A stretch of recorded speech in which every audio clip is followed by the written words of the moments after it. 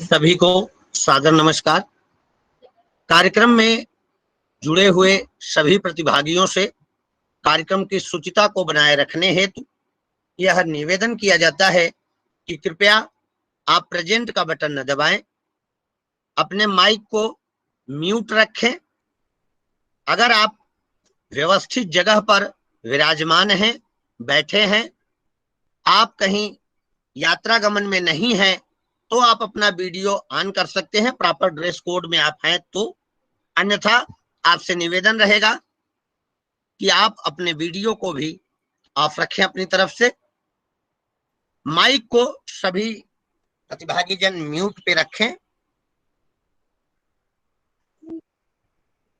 आज का यह कार्यक्रम सीआरसी लखनऊ की तरफ से दुनिया की आधी आबादी, एक शक्ति स्वरूपा आबादी, महाशक्ति के रूप में विराजित आबादी के सम्मान हेतु एवं इस दुनिया में उनकी महत्ता को भारतीय संस्कृति द्वारा स्थापित उनकी श्रेष्ठता को एवं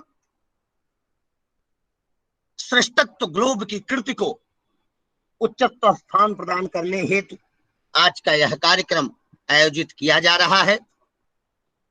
आप सभी श्रेष्ठ महाभागों को सूचना देना चाहूंगा कार्यक्रम के प्रथम पंक्ति में कि यह सीआरसी लखनऊ के द्वारा सुबह के समय दिन के प्रथम वेला में ऑफलाइन कार्यक्रम अंतर्राष्ट्रीय महिला दिवस के अवसर पर विधिवत कराया गया। तत्पश्चात दिन के दूसरे पहर में वेब आधारित यह कार्यक्रम आयोजित कराया जा रहा है। हमारा परम सौभाग्य है कि आज हमारे बीच हमारा नेतृत्व करने वाली और हमें अपनी श्लाघता, स्नेहता और वैशिष्टता प्रदान करने वाली आदरणीय निर्देशिका Smita Jaywant ma'am, director PDUENI PVD New Delhi, आज हमारे बीच जुड़ी हुई हैं। मैम को सीआरसी लखनऊ की तरफ से मैं बहुत बहुत सादर प्रणाम करता हूं।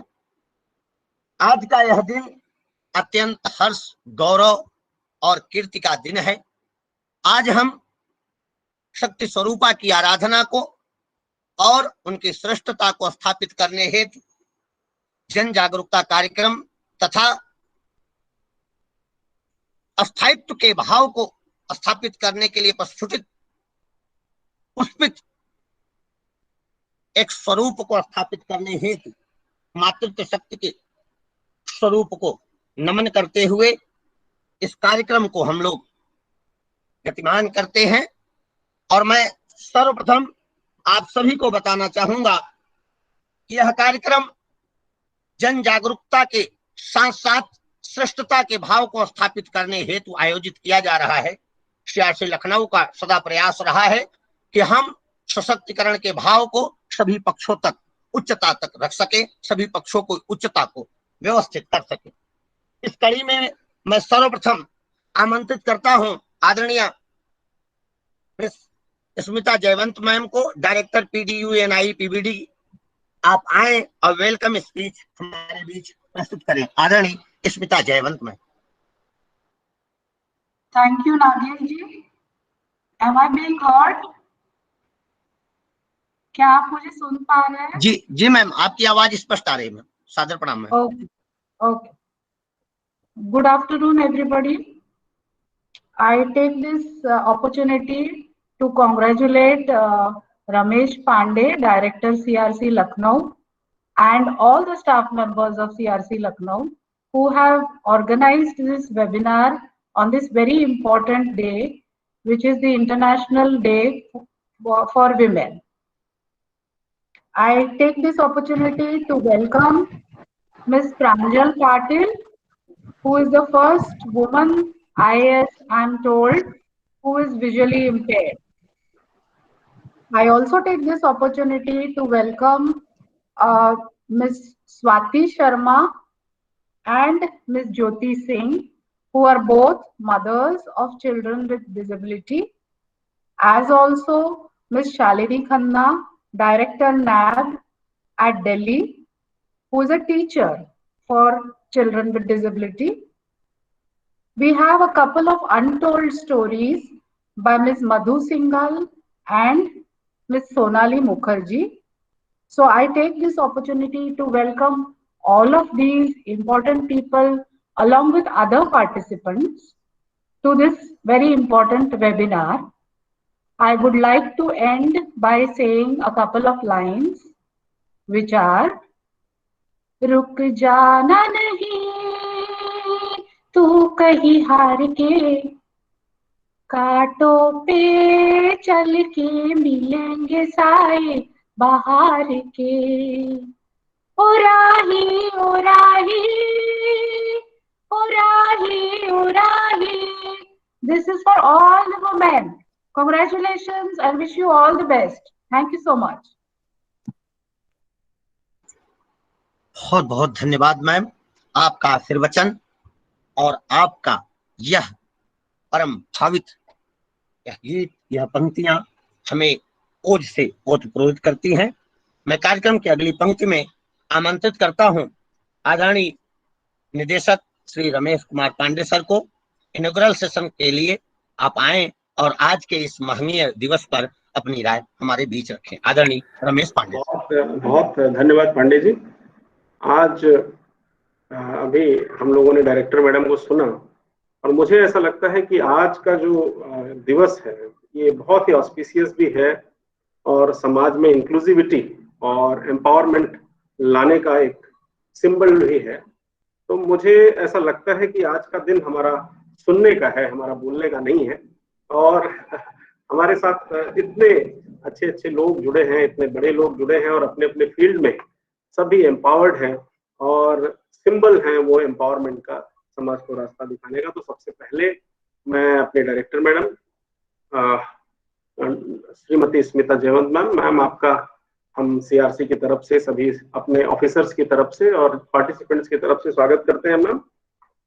आज के हमारे चीफ गेस्ट प्रांजल पाटिल मैडम, आपका भी हम अपने मंत्रालय की तरफ से, अपने संस्थान की तरफ से और अपने सीआरसी की तरफ से, अपने सभी कुलीग और ऑफिसर्स की तरफ से स्वागत करते हैं मैम। शालिनी खन्ना मैम के साथ बहुत पुराना मेरा जुड़ाव रहा है। मैं इग्नू में था, एनसीडीएस में, और मैम हमारे सारे प्रोग्राम्स में ऑलमोस्ट आती थी और हमारे मीटिंग्स में भी मैम से बहुत बार मुलाकात हुई है। हैबिटेट सेंटर हो या इंडिया इंटरनेशनल सेंटर हो, हर जगह ही मैम से कहीं ना कहीं मुलाकात हो जाया करती थी। तो आज वर्चुअल प्लेटफॉर्म पे भी मैम, शालिनी मैम आपको पाके देख के बहुत खुशी हो रही है और खासकर आज के दिन आपका बहुत दिल की गहराइयों से स्वागत है मैम। मधु मैम, सोनाली जी, स्वाति शर्मा मैम, ज्योति सिंह मैम, आप सबका भी मैं अपने मंत्रालय, अपने राष्ट्रीय संस्थान, अपने नेशनल डायरेक्टर जो कि जुड़ी हुई हैं उनके तरफ से भी और अपने सीआरसी के सारे ऑफिसर्स की तरफ से आप सभी का स्वागत करता हूं। अभी बहुत एक अच्छा फेस टू फेस प्रोग्राम हम लोगों ने सीआरसी में अभी जस्ट 1 घंटे पहले खत्म किया। उसमें देखा कि कितनी पॉजिटिव सोच है, खासकर जो human resources disability rehabilitation sector में आ रहे हैं। उन्होंने पोस्टर से, उन्होंने अभी स्पीचेस के माध्यम से अभी अपनी बातें बताई और मुझे बहुत खुशी होती है कि अब एक समय था जब बहुत डिस्क्रिमिनेशन की बात होती थी, लेकिन धीरे धीरे कहीं ना कहीं हम ऐसे दिनों के माध्यम से, जब ऐसे स्पेशल डेज और ओकेजन्स हम लोग मनाते हैं, तो समाज में एक जागरूकता तो आ ही रही है। तो डिस्क्रिमिनेशन का जो एक दौर था वो धीरे धीरे मुझे लगता है खत्म होगा, जागरूकता आएगी। और ये सबसे अच्छा प्लेटफॉर्म है कि जो सर्विस डिलीवरी एजेंसीज हैं, जहां से ह्यूमन रिसोर्स डेवलपमेंट हो रहे हैं, वो किसी भी सेक्टर में हो, उन सबको कहीं ना कहीं डिस्पैरिटी को खत्म करने के लिए कुछ ना कुछ ऐसा करना चाहिए, जैसा कि हम लोग प्रयास कर रहे हैं। एम्पावरमेंट के लिए प्रयास करना चाहिए और जो सिंबल्स हैं, जो जिन्होंने देश में इंक्लूसिव थॉट डेवलप करने में अपने विचार अपने तरफ से एफर्ट्स किए हैं, उन सबको एक प्लेटफॉर्म पे लाना और उन सब की बातें सैकड़ों लोगों तक पहुंचाना, मुझे लगता है कि समाज में बहुत सकारात्मक संदेश जाएगा। मैं बहुत ज्यादा समय नहीं लूंगा। मैं फिर से अपने सभी कोऑर्डिनेटर्स को जिन्होंने ये प्रोग्राम ऑर्गेनाइज किया है उनको शुभकामनाएं देता हूं और सभी अपने गेस्ट, अपने डायरेक्टर और अपने पार्टिसिपेंट्स जो इस प्रोग्राम में जुड़े हुए हैं उन सबके प्रति आभार प्रकट करते हुए इस बहुत शुभ दिन, महान दिन की शुभकामनाएं देता हूं। बहुत बहुत धन्यवाद। बहुत बहुत धन्यवाद सर। निश्चित ही आपका आशीर्वचन हमें प्रेरणास्पद होता है और हमें कार्यक्रम को गति प्रदान करने हेतु, कार्यक्रम को आगे बढ़ाने हेतु ऊर्जा देता है। अब मैं अगली कड़ी में आज की कार्यक्रम की मुख्य अतिथि आदरणीय मिस प्रांजल पाटिल मैम, IAS और भारत की अद्वितीय महिला, जिन्होंने विशेष आवश्यकताओं को दरकिनार करते हुए, आवश्यकताओं की पूर्ति को पूरित करते हुए भारत में एक ऐसी स्थिति को परिलक्षित करके दिखाया, स्थापित करके दिखाया कि भारत की बेटियां गौरवान्वित हैं उन्हें देखकर इस बात को नतमस्तक होना पड़ता है कि समस्या भी किसी कार्य में बाधा बन सकती है। समस्याएं आती हैं, जाती हैं, इसमें कोई दो राय नहीं, लेकिन समस्याओं पर विजय प्राप्त करने के लिए हमारी बेटियों का साहस, हमारी बेटियों का अदम्य शौर्य और उनका भाव इस बात को व्यक्त करता है कि ये न रुकी हैं, न रुकेंगी। इनकी श्रेष्ठता, इनकी दिव्यता दीप्तमान थी, दीप्तमान है और दीप्तमान रहेंगी। तो मैं ऐसी श्रेष्ठता को प्राप्त आज की मुख्य अतिथि से सत्कारी मिस प्रांजल पाटिल मैम को आमंत्रित करता हूँ।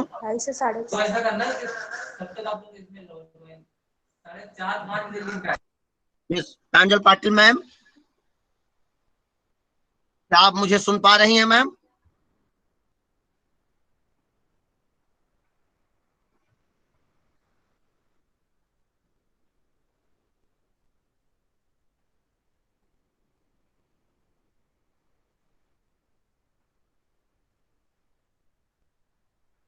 प्रांजल पाटिल मैम, क्या आप मुझे सुन पा रही हैं?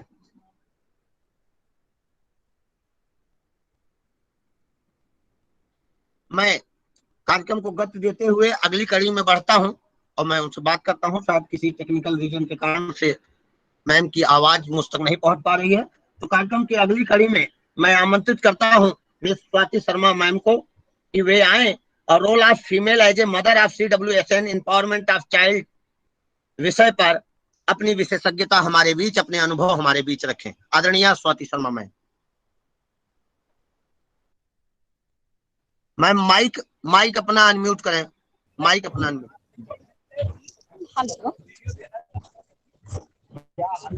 हेलो जी मैम, बोले मैम। हाँ, पहले तो सभी को अंतर्राष्ट्रीय महिला दिवस की बहुत शुभकामनाएं। और मैं चूंकि अभी लखनऊ से बाहर हूँ इस टाइम, और अच्छा लग रहा है कि ये शुभ दिन मैं CRC के साथ अपने कुछ अनुभव साझा कर पाऊँ। तो आप सभी को ये बात के लिए धन्यवाद कि आपने मुझे इस विषय के लिए चुना कि एक चाइल्ड विद स्पेशल माँ होने का अनुभव क्या होता है। तो नो डाउट देखिए, पेरेंटहुड वैसे ही चैलेंज है और मदरहुड अपने आप में बहुत बड़ी एक अपनी चैलेंज है। और जब आपका बच्चा स्पेशल होता है, मेरे बच्चे का जन्म हुआ। स्वाति मैम क्षमा करिएगा, मैं बीच में आपको इंटरप्रेट कर रहा हूँ, लेकिन समय कम है प्रांजल मैम के पास में, वो हमसे जुड़ चुके हैं। तो मैं निवेदन प्रांजल मैम से कि हमारे बीच आज के इस कार्यक्रम में, इस अंतर्राष्ट्रीय महिला दिवस के कार्यक्रम में अपना महनीय उद्बोधन और अपनी श्रेष्ठता का वह भाव, जिस भाव से उन्होंने ये दिखाया है कि कुछ विकल्प करने की जरूरत में होती है, उस भाव को हमारे बीच रखें। आदरणीय प्रांजल पाटिल मैम, आदरणीय प्रांजल पाटिल मैम, क्या आप मुझे सुन पा रही हैं मैम? यस, मैं आपको सुन पा रही हूँ। Thank you so much. And मुझे जस्ट एक छोटा एक चीज मुझे पूछनी है कि हमारे ऑडियंस में कौन है एक्चुअली पार्टिसिपेंट्स? ऑडियंस में स्पेशल टीचर हैं, विशेष आवश्यकता वाले बच्चे हैं और साथ ही साथ अभिभावक हैं मैम। साथ ही साथ अभिभावक, पेरेंट्स। ओके, हाँ, थैंक यू। तो सबको मेरा नमस्कार एंड आपको सबको अंतर्राष्ट्रीय महिला दिवस की शुभकामनाएं। और जैसे कि हमें पता होगा कि जब ये अंतर्राष्ट्रीय दिवस, महिला दिवस, जब शुरुआत में इसको जब मनाना शुरू किया, तो ये एक अंतर्राष्ट्रीय वर्किंग विमेंस डे था। मीन जो महिलाएं काम करती है, वो जो घर के बाहर जो काम करती है, उस विषय में ये शुरू किया था। इसका ही मतलब ये हम निकाल सकते हैं कि ऐसे तो कभी था ही नहीं कि विमेन की कैपेसिटी पर कभी डाउट किया था, ऐसा था ही नहीं, है ना। क्योंकि ये शुरुआत ही ऐसी वर्किंग विमेंस डे के साथ साथ हुई थी।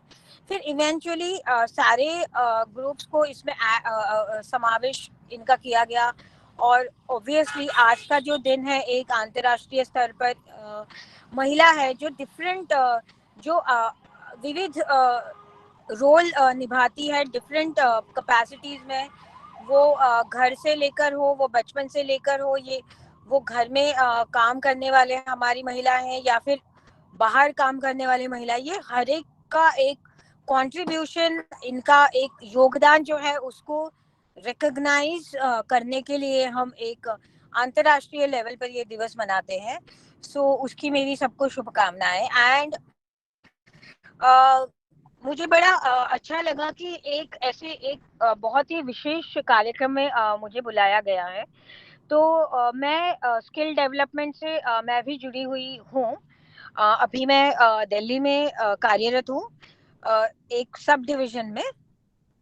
और मैं इसके पहले जब केरला में पोस्टेड थी तभी भी स्किल डेवलपमेंट का दीनदयाल उपाध्याय योजना के तहत हम डिफरेंट ग्रुप्स को स्किलिंग करके उनको एक इंडिपेंडेंट बनाने की कोशिश है ये सरकार की, जिसमें मैं भी सहभागी हूँ। सो मुझे आज हमारे सारे पेरेंट्स को, सारे स्टूडेंट्स को, टीचर्स को, सबको यही बताना है कि इंडिपेंडेंस बहुत ही ज़्यादा इम्पोर्टेंट है। फाइनेंशियल इंडिपेंडेंस स्पेशली बहुत ज़्यादा इम्पोर्टेंट है। बिकॉज एक जो पढ़ लिख के एक नौकरी मिलना, तो चलो उसमें पैसे मिलते हैं, सब कुछ है, गुजारा होता है, बट वो तो है ही है, वो तो एसेंशियल है ही है। लेकिन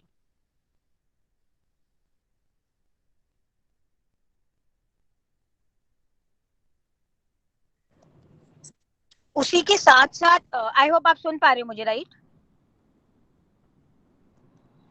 जी मैम, आपकी आवाज आ रही। Yes yes yes.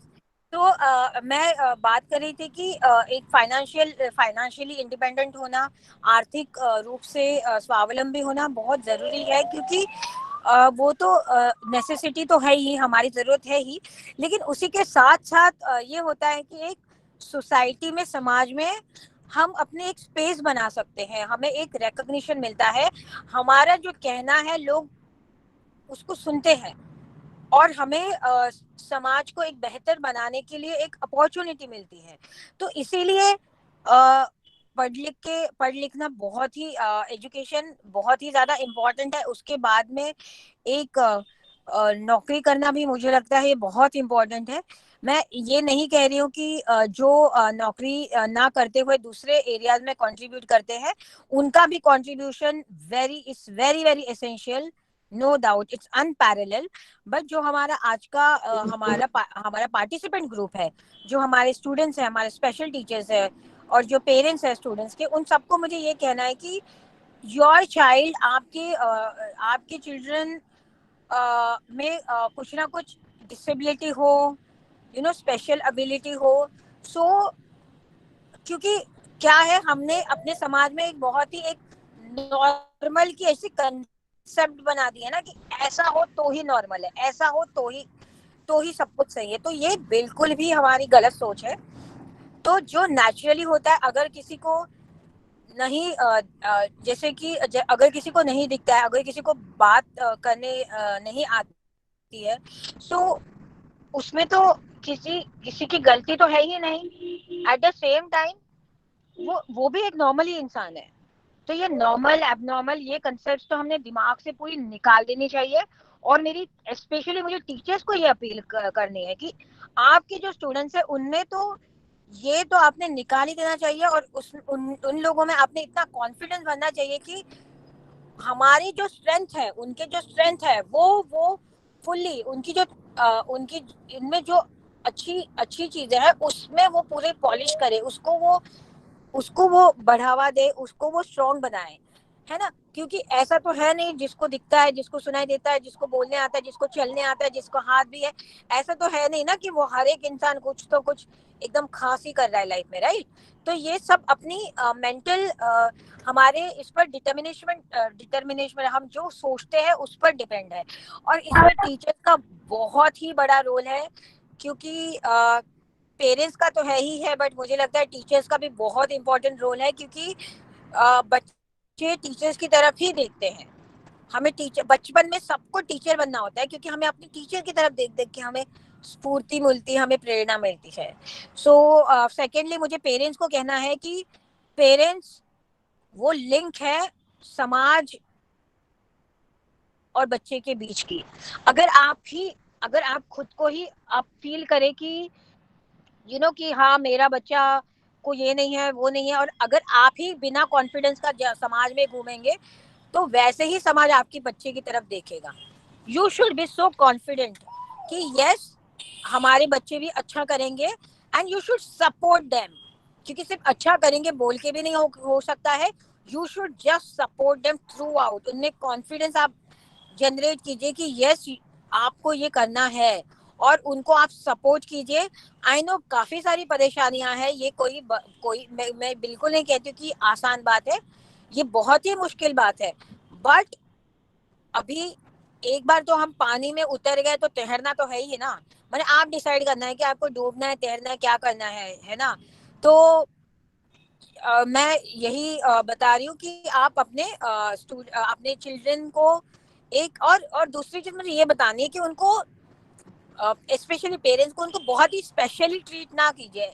आपके जो दूसरे बच्चे होंगे उनकी तरह ही ट्रीट कीजिए। अगर इनसे गलती होती है तो यू शुड उनको भी आप बोल सकते हो कि ये सही नहीं है, क्योंकि कभी कभी ये होता है ना कि हम बहुत ही उनको प्रोटेक्ट करते हैं। तो प्रोटेक्ट करना इम्पोर्टेंट है, नो डाउट, बट प्रोटेक्ट करते करते ऐसा ना हो कि वो डिपेंडेंट बन जाए, वो कॉन्फिडेंस उनमें ना रहे।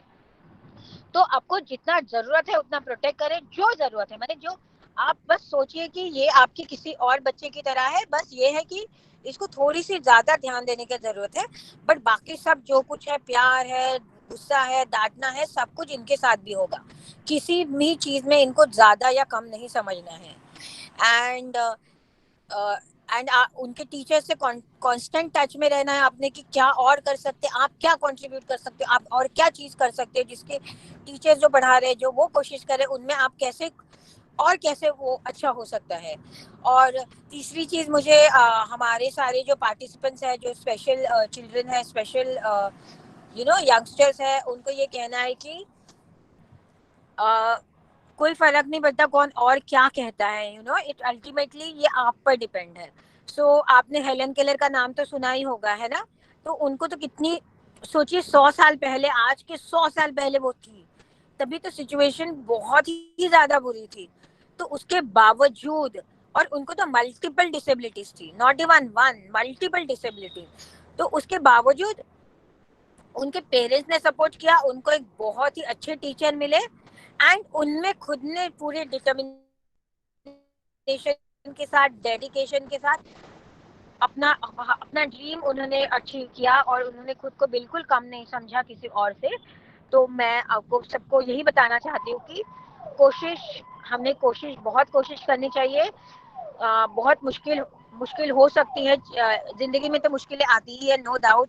किसी भी लेवल पर आप चले जाओ, कुछ भी कर लो, मुश्किलें तो आएंगी, लेकिन हमें उसको अच्छे से फेस करना है, उसको ओवरकम करना है, और हमें हमारे जो ड्रीम्स है, हमें जो करना है वो हमें करना ही करना है, कुछ भी हो जाए, चाहे कुछ भी हो जाए, तो हमारा अप्रोच बहुत ही सही होना चाहिए खुद के प्रति और औरों के प्रति, कि हमें बहुत मुश्किलें आने के कारण हमें गुस्सा आता है, नो डाउट, बट अपनी एनर्जी हमें कौन से डायरेक्शन में चैनलाइज करनी है, हमें गुस्से करने में ही सिर्फ चैनलाइज करनी है, वो तो एक इम्पोर्टेंट है ही है, वो तो हो ही सकता है, वो तो ह्यूमन नेचर है, नेचुरल है। लेकिन एट द सेम टाइम हमें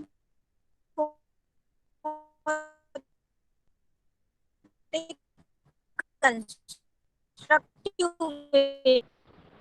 खुद को देखना है कि मैं कल से आज कैसे बेहतर हो सकता हूँ, हो सकती हूँ, है ना।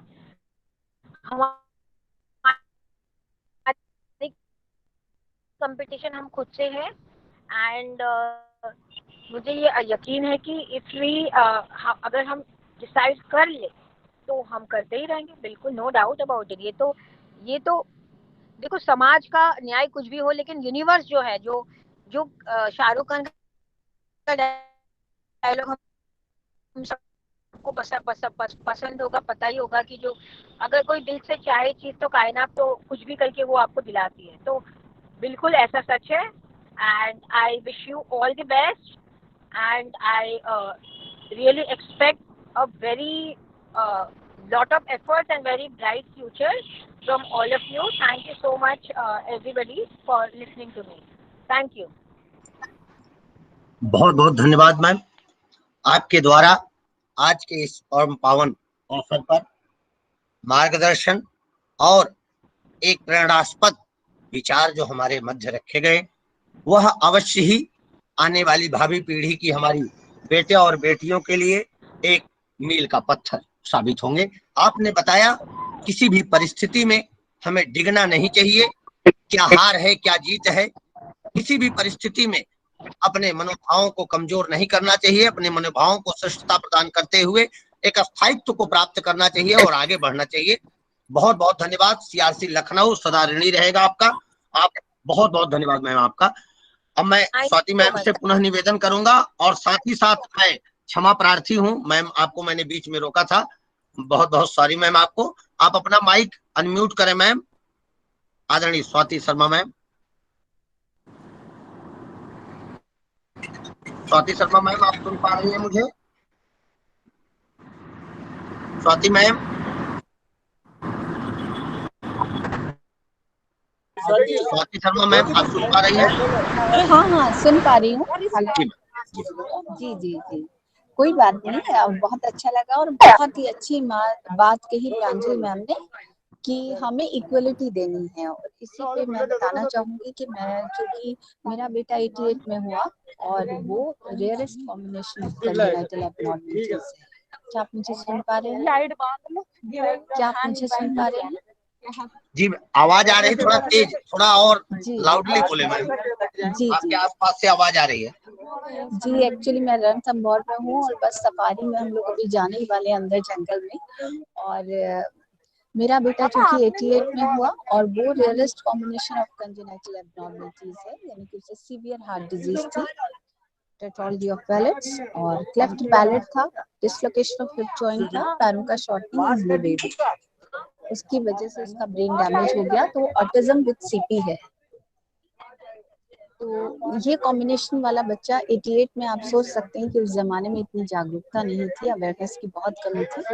तो फिर सभी मेडिकल मैनेजमेंट के बाद हम वेट करने लगे कि हमारा बच्चा नॉर्मल जैसा कब डेवलपमेंट होगा। तब हमें पता चला कि इसका ब्रेन डैमेज हो चुका है। तो उसकी 2 हार्ट सर्जरीज हुई, पैलेट की प्लास्टिक सर्जरी हुई, ये सब हमने चेन्नई में कराया। और फिर हमने जब इस बात का पता चला कि इसके माइलस्टोन डिलेड हैं, तो हमने इसी क्षेत्र में काम करना शुरू किया।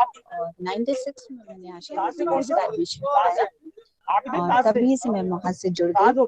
और फिर मैंने इसी में अपना आगे पढ़ाई पूरी करी, मतलब आगे इसी में ट्रेनिंग ली, BEd in special education, diploma in autism और master trainer in learning disorder and ADHD. और अपने बेटे को मैं सौभाग्यशाली मानती हूँ कि ऐसे कॉम्बिनेशन वाले बच्चे की माँ बनने का मुझे गौरव प्राप्त है। और क्योंकि ये राह आसान नहीं होती, बहुत मुश्किल होती है, लेकिन वो कहा गया है ना कि है अंधेरी रात,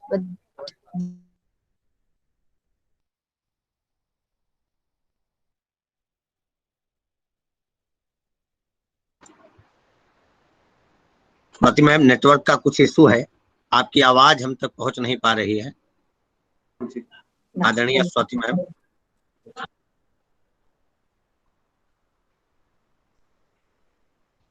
स्वाति मैम, आप मुझे सुन पा रही हैं?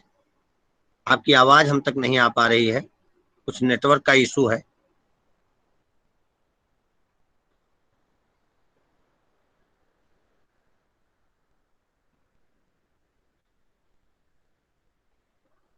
स्वाति मैम, क्या आप मुझे सुन पा रही हैं?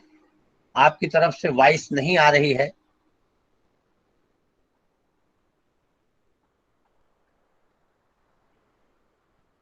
शायद स्वाति मैम यात्रा में हैं और यात्रा के दौरान उन्होंने हमसे जुड़ना सुकृत किया है। यह उनका बड़ा परम सौभाग्य है कि उन्होंने हमें सौभाग्यनित किया और हमसे जुड़ी। स्वाति मैम, क्या आप मुझे सुन पा रही हैं? मैं पुनः निवेदन करता हूं, अगर मुझे आप सुन पा रही हैं तो अपना उद्बोधन पूर्ण करें।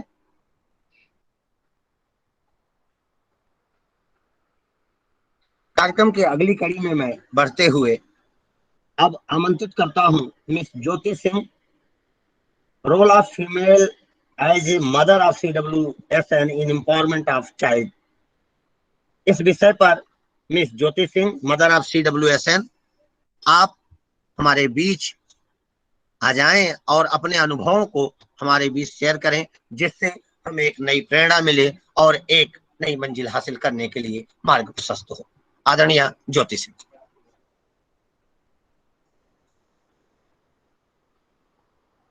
माइक अनम्यूट करें, माइक अनम्यूट करें।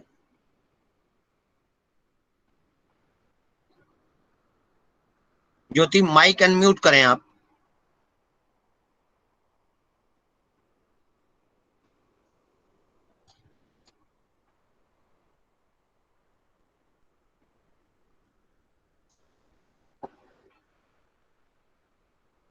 आपकी तरफ से माइक म्यूट है बेटा। जी जी, Yes, अब sir, अनम्यूट हो चुका है, बोले। Okay, sir. Thank you, sir. Sir, good afternoon, everyone. My name is Jyoti Singh, and I'm a mother of special child.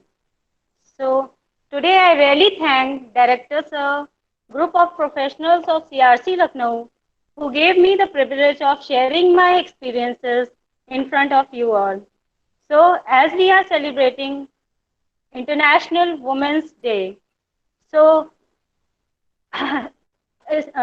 sharing my thoughts in front of you all is also an empowerment for me today. So I really thank you all that they had given me an opportunity to share my thoughts in front of you all. Okay. So everybody is having a role model in their life.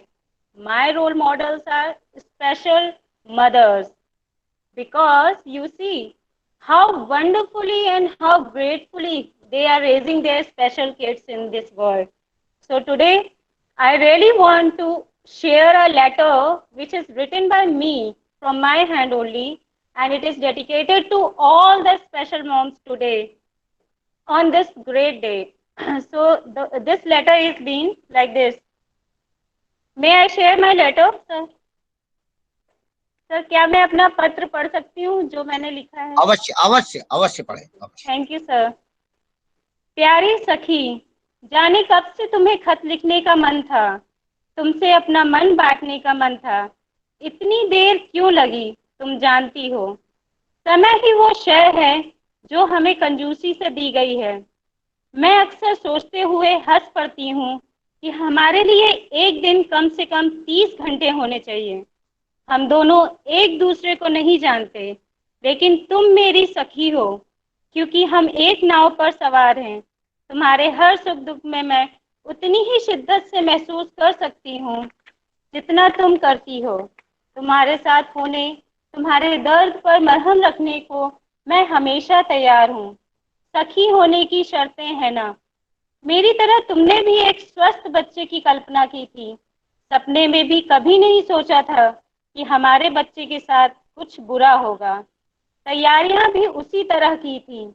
आखिर कौन माँ खुद को ये सुनने के लिए तैयार करती है कि उसका बच्चा नॉर्मल नहीं है। मेरी तरह तुम भी सन्न रह गई होगी जब पैदा होते ही तुम्हारा बच्चा रोया नहीं होगा, जब डॉक्टर्स में अफरा तफरी मच गई होगी, जब कोई तुम्हें कुछ बताने को तैयार ही नहीं हुआ होगा, और तुम जैसे अपने बच्चे के पैदा होने की खुशी मनानी थी, एक अनजाने डर और तनाव की गिरफ्त में थी। सिर्फ तुम और मैं महसूस कर सकते हैं। आज भी उस डर को महसूस कर सकते हैं।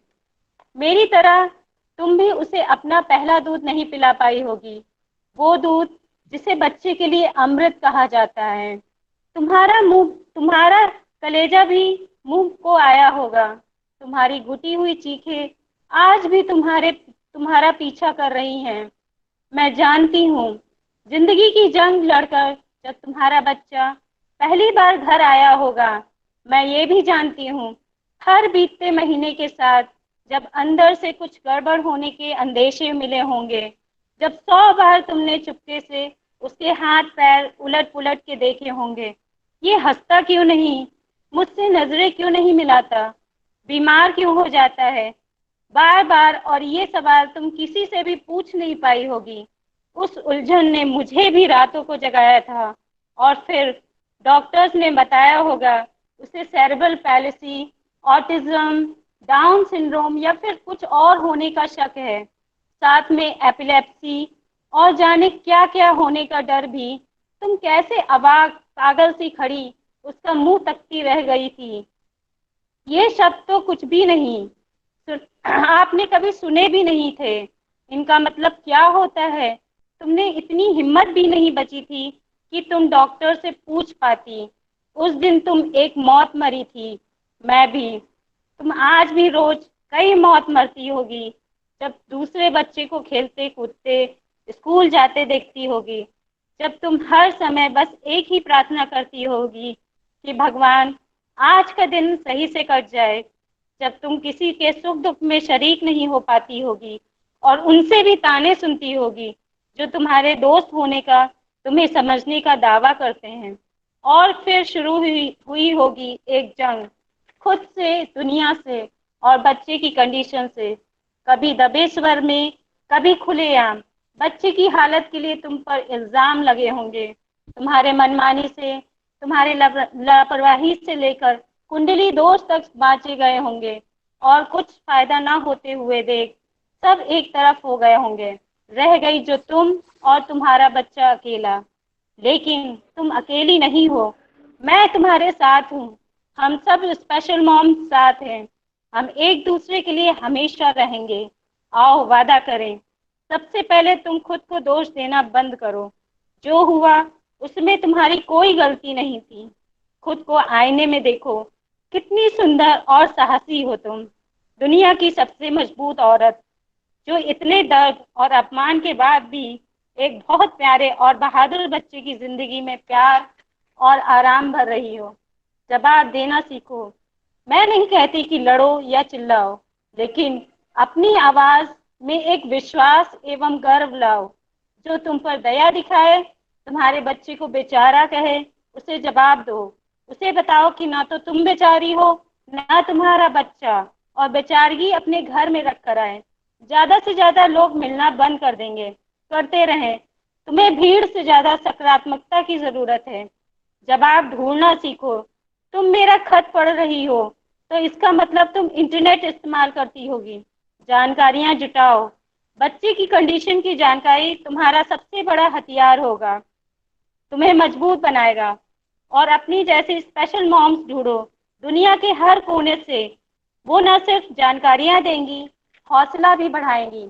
आने वाला कल हमें डराता है। तुम नहीं रहोगी तो तुम्हारे बच्चे का क्या होगा। डरो मत।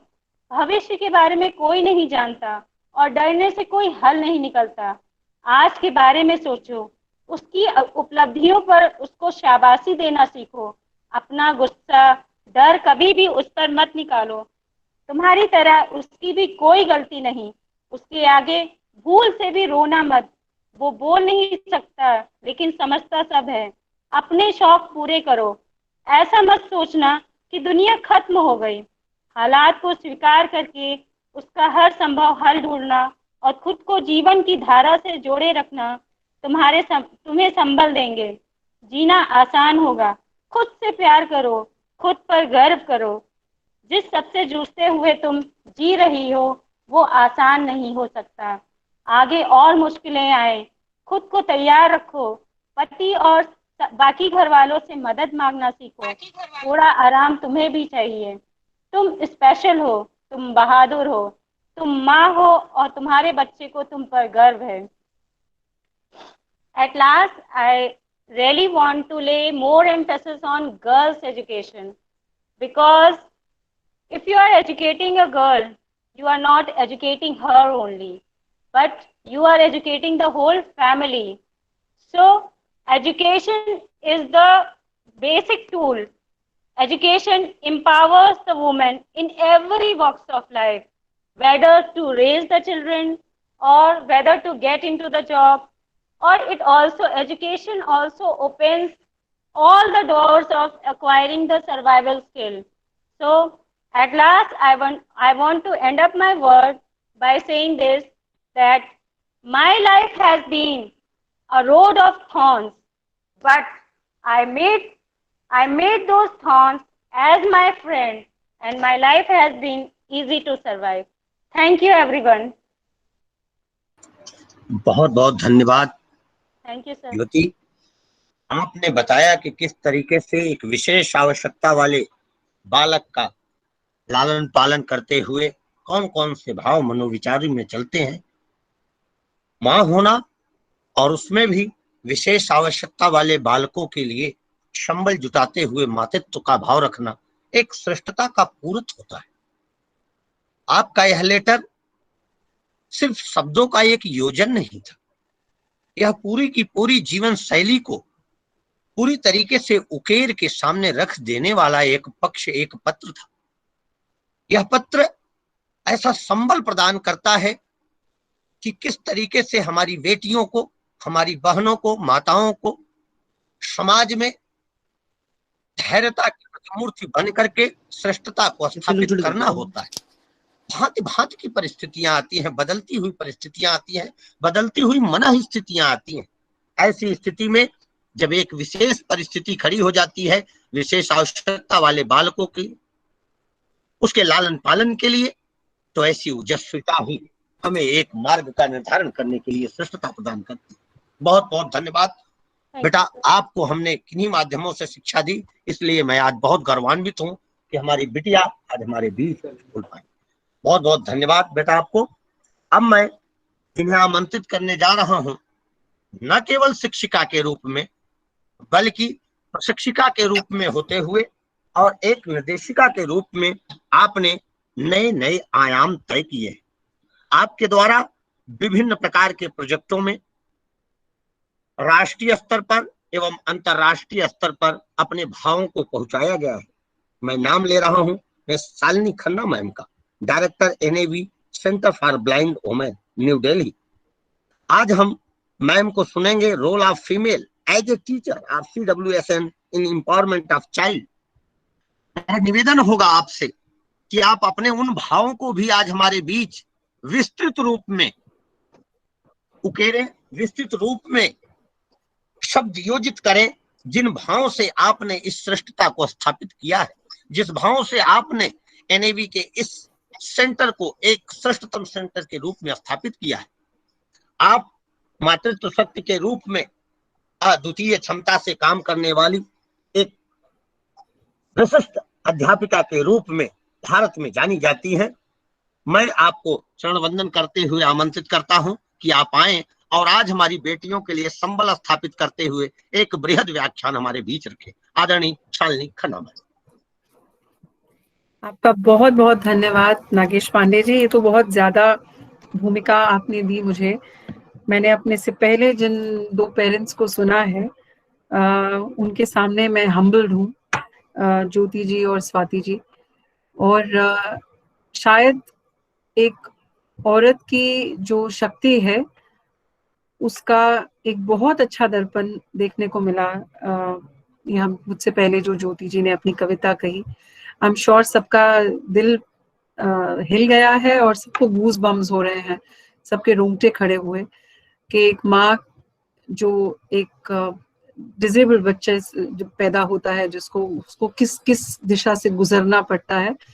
और बहुत अच्छा लगा मुझे जब स्वाति जी ने बोला कि वो अपने आप को बहुत लकी महसूस करती हैं कि उनको इस तरह की कंडीशंस का एक बच्चा है, क्योंकि उनका इवोल्यूशन उसके साथ हुआ, उन्होंने बहुत कुछ सीखा। यदि ये सोच हर माँ में और हर पिता में आ जाए इस देश में, तो मुझे नहीं लगता है कि डिसेबिलिटी के मायने डिसेबल्ड रहेंगे। फिलहाल डिसेबल्ड मायने हम देते हैं समाज में। हम केवल ये देख पाते हैं क्या नहीं है। पर यदि हर माता पिता अपने हर बच्चे के साथ वैसे ही इन्वॉल्व हों जैसे कि वो एक सबल बच्चे के साथ होते हैं, तो वो एक अच्छी पेरेंटिंग देने से कभी नहीं चूकेंगे और बच्चा कहीं ना कहीं जरूर पहुंचेगा। रमेश पांडे जी का बहुत धन्यवाद करती हूँ, डायरेक्टर साहब का, कि उन्होंने मेरे बारे में सोचा और मुझे यहाँ आने का निमंत्रण दिया। मेरी अच्छी किस्मत है, मैं आप सबको सुन पाई, प्रांजल को सुन पाए। I feel India is very lucky right now, where people like Pranjal are they're becoming the flag bearers.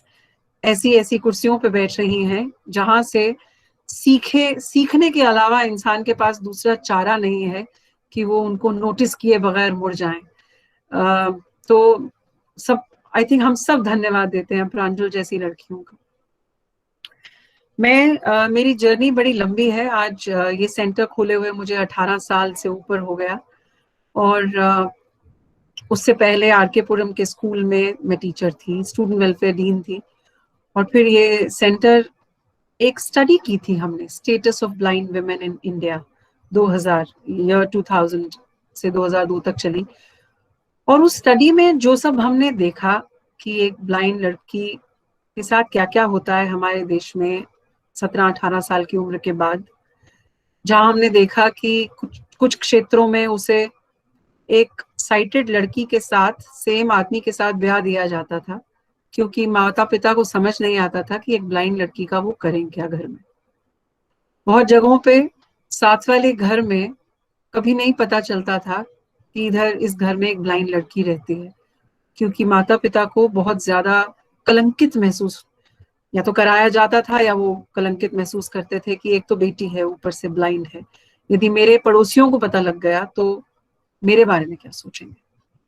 और बहुत जगह पे लड़कियां घर के अंदर, गांव में आज भी कैद हैं ब्लाइंड लड़कियां, क्योंकि हमारी सामाजिक प्रॉब्लम्स इतनी है कि एक नॉर्मल लड़की को अपने घर से बाहर जाने देने में हर व्यक्ति 100 बार सोचता है कि जहाँ काम करने जा रही है वहां सब सही होगा, जहाँ पढ़ने जा रही है वहां ये सुरक्षित होगी। तो एक ऐसी लड़की जो अपनी मुश्किलें देख ही नहीं सकती आती हुई, उसको घर से बाहर जाने देने में बहुत ज्यादा हिम्मत करनी पड़ती है माता पिता को।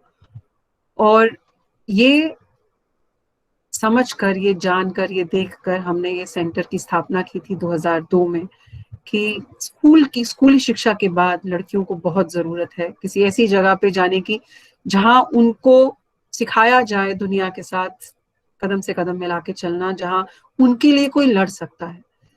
क्योंकि ज्यादातर जो वोकेशनल ट्रेनिंग सेंटर्स हैं हमारे देश में रेजिडेंशियल, वो लड़कों के लिए हैं, और लड़कियों के लिए residential vocational training centres adult लड़कियों के लिए नहीं थे। तो आज भी मुझे मालूम है कि ये बहुत कम है, और ज्यादातर लड़कियों को अपने घर से बाहर निकलने की ना तो कोई गाइडेंस मिलती है, ना कोई बताने वाला होता है कि कहाँ जा सकते हो, कहाँ पढ़ सकते हो, और सबसे ज्यादा उनके पेरेंट्स को कोई कन्विंस नहीं कर पाता कि आप कहाँ निकाल सकते हैं अपनी बच्चियों को, वो कहाँ पढ़ सकती हैं। अब जहाँ जैसा कि रमेश पांडे जी ने भी कहा था और स्मिता जयवंत जी ने भी बोला कि अब वो वक्त नहीं रहा जहाँ बहुत ज्यादा डिस्क्रिमिनेशन हो, बहुत भेदभाव हो लड़कियों और लड़कों के बीच में, डिसेबल लड़कियों और लड़कों के बीच में। बट ब्लाइंड लड़कियों के साथ काश मैं ऐसा कह सकती। ये नहीं कि माता पिता उनके साथ भेदभाव करना चाहते हैं, ये कि समाज की जो भी कंडीशन है भारत में, जो असुरक्षा महसूस करती हैं लड़कियां, उसके चलते आज भी शायद माता पिता के हाथ बंधे हैं और उनको डर लगता है कि वो अपनी बेटी को घर से बाहर कैसे निकाल दें। मैं ये जानती हूं कि पूरे यूपी में शायद ब्लाइंड लड़कियों के लिए 1 या 2 स्कूल हैं। यूपी में सबसे ज्यादा, यूपी और बिहार में ब्लाइंड लड़कियां हैं हमारे देश में, और जीवन ज्योति नाम का शायद एक ही स्कूल है उस लेवल का जहां ब्लाइंड लड़कियां पढ़ने जा सकती हैं रेजिडेंशियल सुविधा में, शायद एक आध और हो लखनऊ में, जहां मेन स्ट्रीम एजुकेशन उन्हें मिल सकती है, जहां वो अपना भविष्य इंक्लूसिव एजुकेशन में बनाने जा सकती हैं। और एक साल में आप सोच सकते हैं 15 से 20 लड़कियों से ज्यादा की एडमिशन तो नहीं होती होगी। तो बाकी लड़कियां जो यूपी के इतने सारे ग्रामीण क्षेत्रों में बैठी हैं अपने अपने घरों में, वो कहाँ जाएंगी, वो कहाँ जा सकती हैं। इसकी जानकारी ना तो उनके माता पिता को है, ना लड़कियों को है। और जब माता पिता बूढ़े होने लगते हैं, लड़कियां बड़ी हो जाती हैं 18-20 की, तब उन्हें डर लगने लगता है कि अब क्या, मेरे बाद क्या होगा। और तब उन्हें कुछ ट्रेनिंग की सूझ आती है कि मैं कहीं तो कुछ बना लूं अपनी बेटिया को। ऐसी दिशा में हमारे पास लोग बहुत आते हैं अपनी बेटियों को लेकर कि हम उन्हें कुछ सिखा पाए। बहुत सारी लड़कियां मैंने देखी हैं जो सिक्किम और नॉर्थ ईस्ट से आती हैं, जहां वो पढ़ रही थी, अच्छा खासा साइटेड थी, और जब साइट चली गई तो उसके बाद नहीं समझ आया कि वो कहाँ जाएं। और सेम प्रॉब्लम कि माता पिता घर से बाहर नहीं जाने देना चाहते, और लड़कियों को आसपास किसी सुविधा के बारे में समझ नहीं आता कि वो कहाँ जाएं।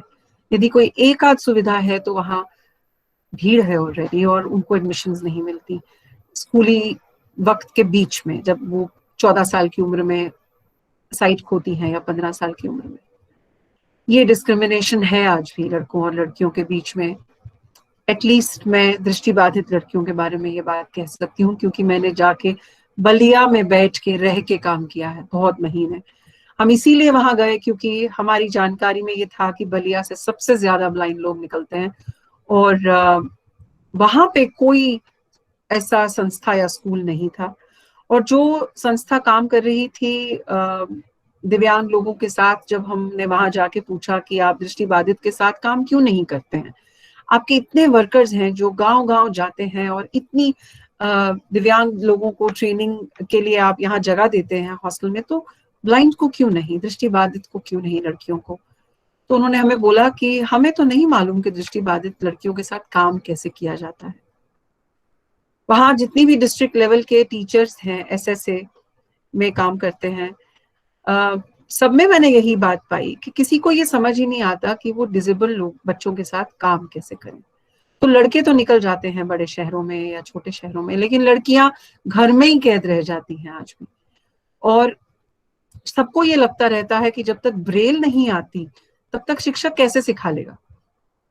एक इंटेलेक्चुअली डिसेबल्ड बच्चे के भी घर में जाके स्पेशल एजुकेटर उसे लाइफ स्किल सिखा रहा है, लेकिन ब्लाइंड लड़की को नहीं सिखा पाता है, ब्लाइंड बच्चों को, क्योंकि उन्हें लगता है कि इनके साथ काम करना मुझे नहीं आएगा। तो मुझे लगता है कि सब CRCs को ये अगर अपने ऊपर एक वो ले लें, मुहिम ले लें कि ब्लाइंड लड़कियों के लिए वो अपने एजुकेटर्स को गांव-गांव में एजुकेट करें कि आपको सबको ब्रेल जानने की भी जरूरत नहीं है। आती है तो बहुत अच्छा है, बच्चा आगे शिक्षा में चला जाएगा, लेकिन कम से कम कुछ और काम के बारे में आप अवेयरनेस फैलाना शुरू करें माता पिता को कि वो क्या पढ़ सकती है और आगे जाके क्या कर सकती है। बहुत सारी वयस्क लड़कियां बैठी हैं, 18 के ऊपर बैठी हैं, जिन्हें माता पिता को नहीं पता कि वो घर के बाहर जाकर कर क्या सकती है। तो सेंटर में धीरे धीरे सबसे पहले हमने हैंडीक्राफ्ट से शुरू किया, कंप्यूटर ट्रेनिंग से शुरू किया। आज आप सच मानिए, हमारे पास कैफे है जो ब्लाइंड लड़कियां चलाती हैं, एक स्पा है जहां पेन रिलीविंग थेरेपीज हैं जो केवल ब्लाइंड लड़कियां देती हैं, कस्टमर केयर एग्जीक्यूटिव का कोर्स है सेंटर में, जो जहां से बहुत अच्छी एम्प्लॉयमेंट्स होती हैं और कॉल सेंटर्स में जा सकती हैं। पैकेजिंग सीखती हैं बहुत सारी ब्लाइंड लड़कियां और फैक्ट्रीज में काम करती हैं। और ब्रेस्ट कैंसर डिटेक्शन जो एक नया कोर्स हम लेकर आए 2 साल पहले, जो कि सिर्फ ब्लाइंड लड़कियां कर सकती हैं पूरी दुनिया में। Early breast detection, early breast cancer detection, ये जर्मनी में एक डॉक्टर ने महसूस किया कि मैमोग्राफी की मशीन तो 45 साल के ऊपर की महिला को डिटेक्ट कर सकती है, और वो भी तब जब डॉक्टर ने कुछ ढूंढ लिया है, लेकिन उससे यंग लड़कियों का कैंसर कौन ढूंढेगा, अलाउड नहीं है मैमोग्राफी में जाना। तो उन्होंने ये महसूस किया कि ब्लाइंड लड़कियां अपने हाथों से, अपने हाथों की सेंसिटिविटी से किसी भी महिला को जब चेक करती हैं तो 0.5 सेंटीमीटर की एक छोटी सी बिंदु, ब्रेल की बिंदु, जो ब्लाइंड लड़कियां बचपन से पढ़ती आती हैं, उनको इतनी सी बिंदु को महसूस करने का एक्सपीरियंस हो जाता है। तो 0.5 सेंटीमीटर की लंप किसी भी महिला की ब्रेस्ट में वो ढूंढ निकालना उनके लिए मुश्किल नहीं है। इसको कहते हैं हर इंसान के लिए उसकी जगह ढूंढना, कि वो केवल ब्लाइंड लड़की कर सकती है कि वो इतना वाह, छोटा सा लम्ब ढूंढ निकाले और आपको आने वाले ब्रेस्ट कैंसर से बचा ले। जितनी अर्ली डिटेक्शन हो सके उतनी आपकी जान बच सकती है। ये आप सब महिलाएं को बताएं, और महिलाएं जानती हूँ शायद। और हमारे यहाँ अब ये ट्रेनिंग हम देते हैं ब्लाइंड लड़कियों को। अब हम बैंगलोर भी ले गए इसको, और कश्मीर में ले गए, और दिल्ली में भी देते हैं।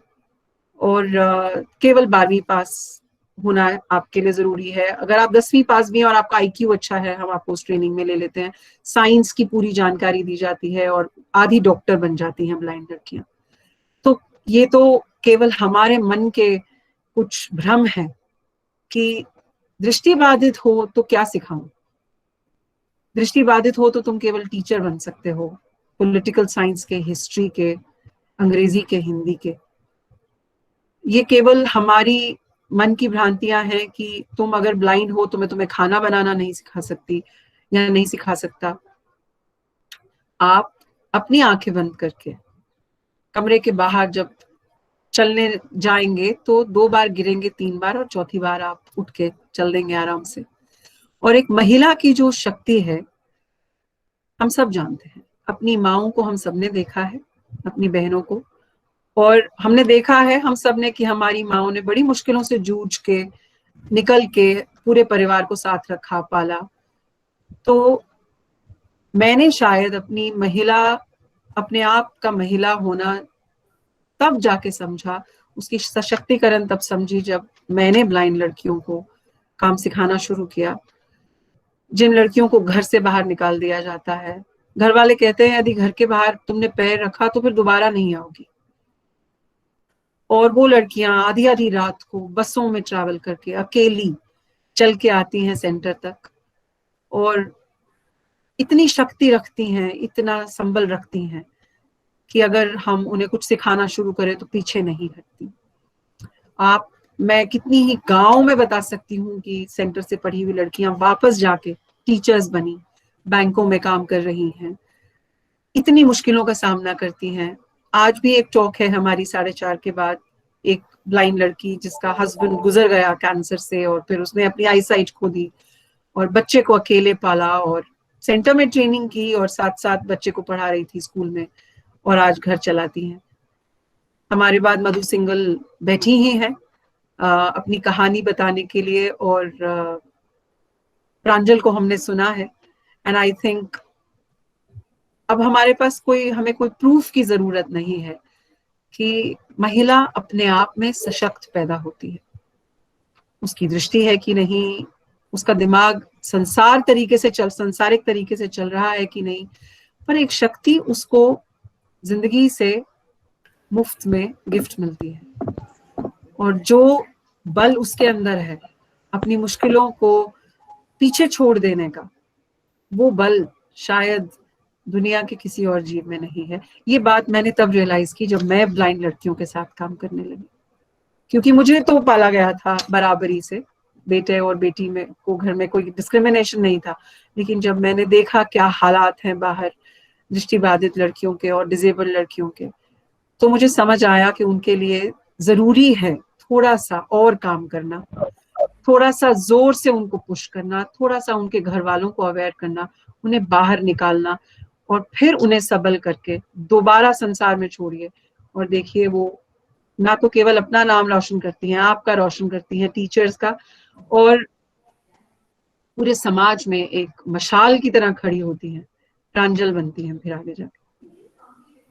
आप सबका बहुत धन्यवाद मुझे यहाँ बुलाने के लिए और मुझे सुनने के लिए। Thank you. बहुत बहुत धन्यवाद मैम, आपने अपने अनुभवों को हमारे इस पटल पर साझा किया, और आपने बताया कि किस तरीके से विषम से विषम परिस्थितियों में भी हम अपनी चेष्टा को अंगीकार करते हुए, श्रेष्ठवत रखते हुए, कैसे हम न केवल खुद को विकास के पथ पर आगे बढ़ा सकते हैं, बल्कि समाज के एक बड़े तबके को भी हम संबल प्रदान करने हेतु तत्पर और तैयार हो सकते। आपने जिक्र किया कि आपके द्वारा बलिया जिले का भ्रमण किया जाना और हमारे उत्तर प्रदेश की एक बहुत बड़ी समस्या पर जो आज आपने एक चित्रण दिया है, जो इंगित किया है, इंगन किया है, उस हेतु मैं नतमस्तक हूं। आपने बिल्कुल वर्तमानित व्यवस्था, वर्तमानित परिस्थिति को इंगित करते हुए कहा कि एक ही ब्लाइंड स्कूल हमारे पास उपलब्ध है और बेटियों की संख्या 100 से अधिक प्रत्येक वर्ष आ रही है। अब हालत यह है कि ब्लाइंड स्कूल में 100 सीटें कुल हैं, 10, 15 अथवा 20 बच्चियां मान लीजिए अधिकतम से अधिकतम प्रवेश पा जाती हैं और बेटियां जाएं तो जाएं कहां? अगर उनके माता पिता को स्पेशल टीचर किसी तरीके से तैयार भी कर ले तो उन्हें हम किस तरीके से सुरक्षा का भाव प्रदान करें, हम किस तरीके से उन्हें आश्वस्त करें कि आपकी बिटिया मेरी बिटिया बन करके विद्यालय में एक संपूर्ण आह्लादित परिवेश में खेल सकेगी, पढ़ सकेगी और अपने जीवन को उन्नता की तरफ बढ़ा सकेगी।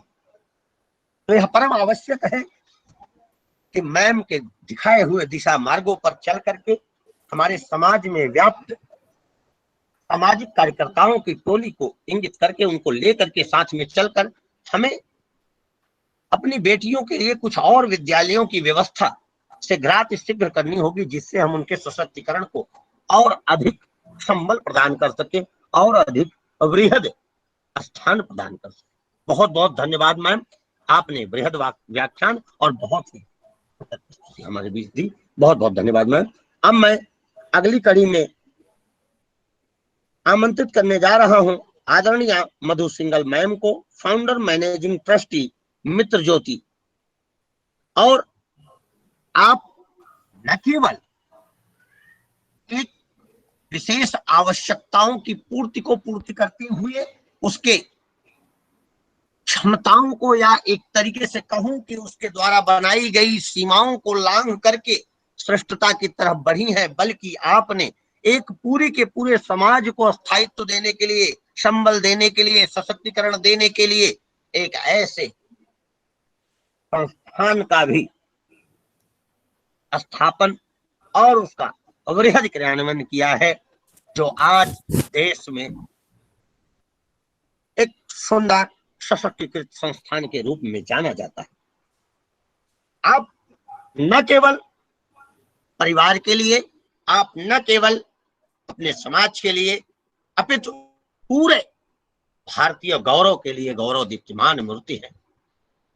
आपको देख करके हमारी बच्चियां जो आज इस कार्यक्रम में आपको सुन रही हैं, आप सभी श्रेष्ठ जनों को सुन रही हैं, श्रेष्ठ महानुभावों को सुन रही हैं, उन्हें संबल मिलेगा, उन्हें ज्ञान मिलेगा और उन्हें एक नया मार्ग प्रशस्तीकरण मिलेगा कि किस तरीके से हम आगे बढ़ करके इस कार्यक्रम, इस जीवन को और श्रेष्ठता की तरफ ले जाते हैं। तो मधु मैम को मैं आमंत्रित करता हूं, आदरणीय मधु सिंगल मैम को, कि आप आए और आज के विषय पर आप अनटोल्ड स्टोरी, अपनी वह गाथा, अपनी वह बात हमारे बीच रखें जिससे आपने इन सभी संकटों को आच्छादित किया, इन्हें समाप्त करके और एक सुखद भविष्य को सामने ला करके खड़ा किया। इस सशक्तिकृत के भाव को हमारे बीच रखें आदरणीय मधु मैम। मैम आपका माइक म्यूट है मैम, माइक म्यूट है, अनम्यूट करें मैम जी। Am I audible? जी मैम, आपकी आवाज आ रही। And am I visible? जी जी जी जी, स्पष्ट चित्र। Okay. One sec. Hello.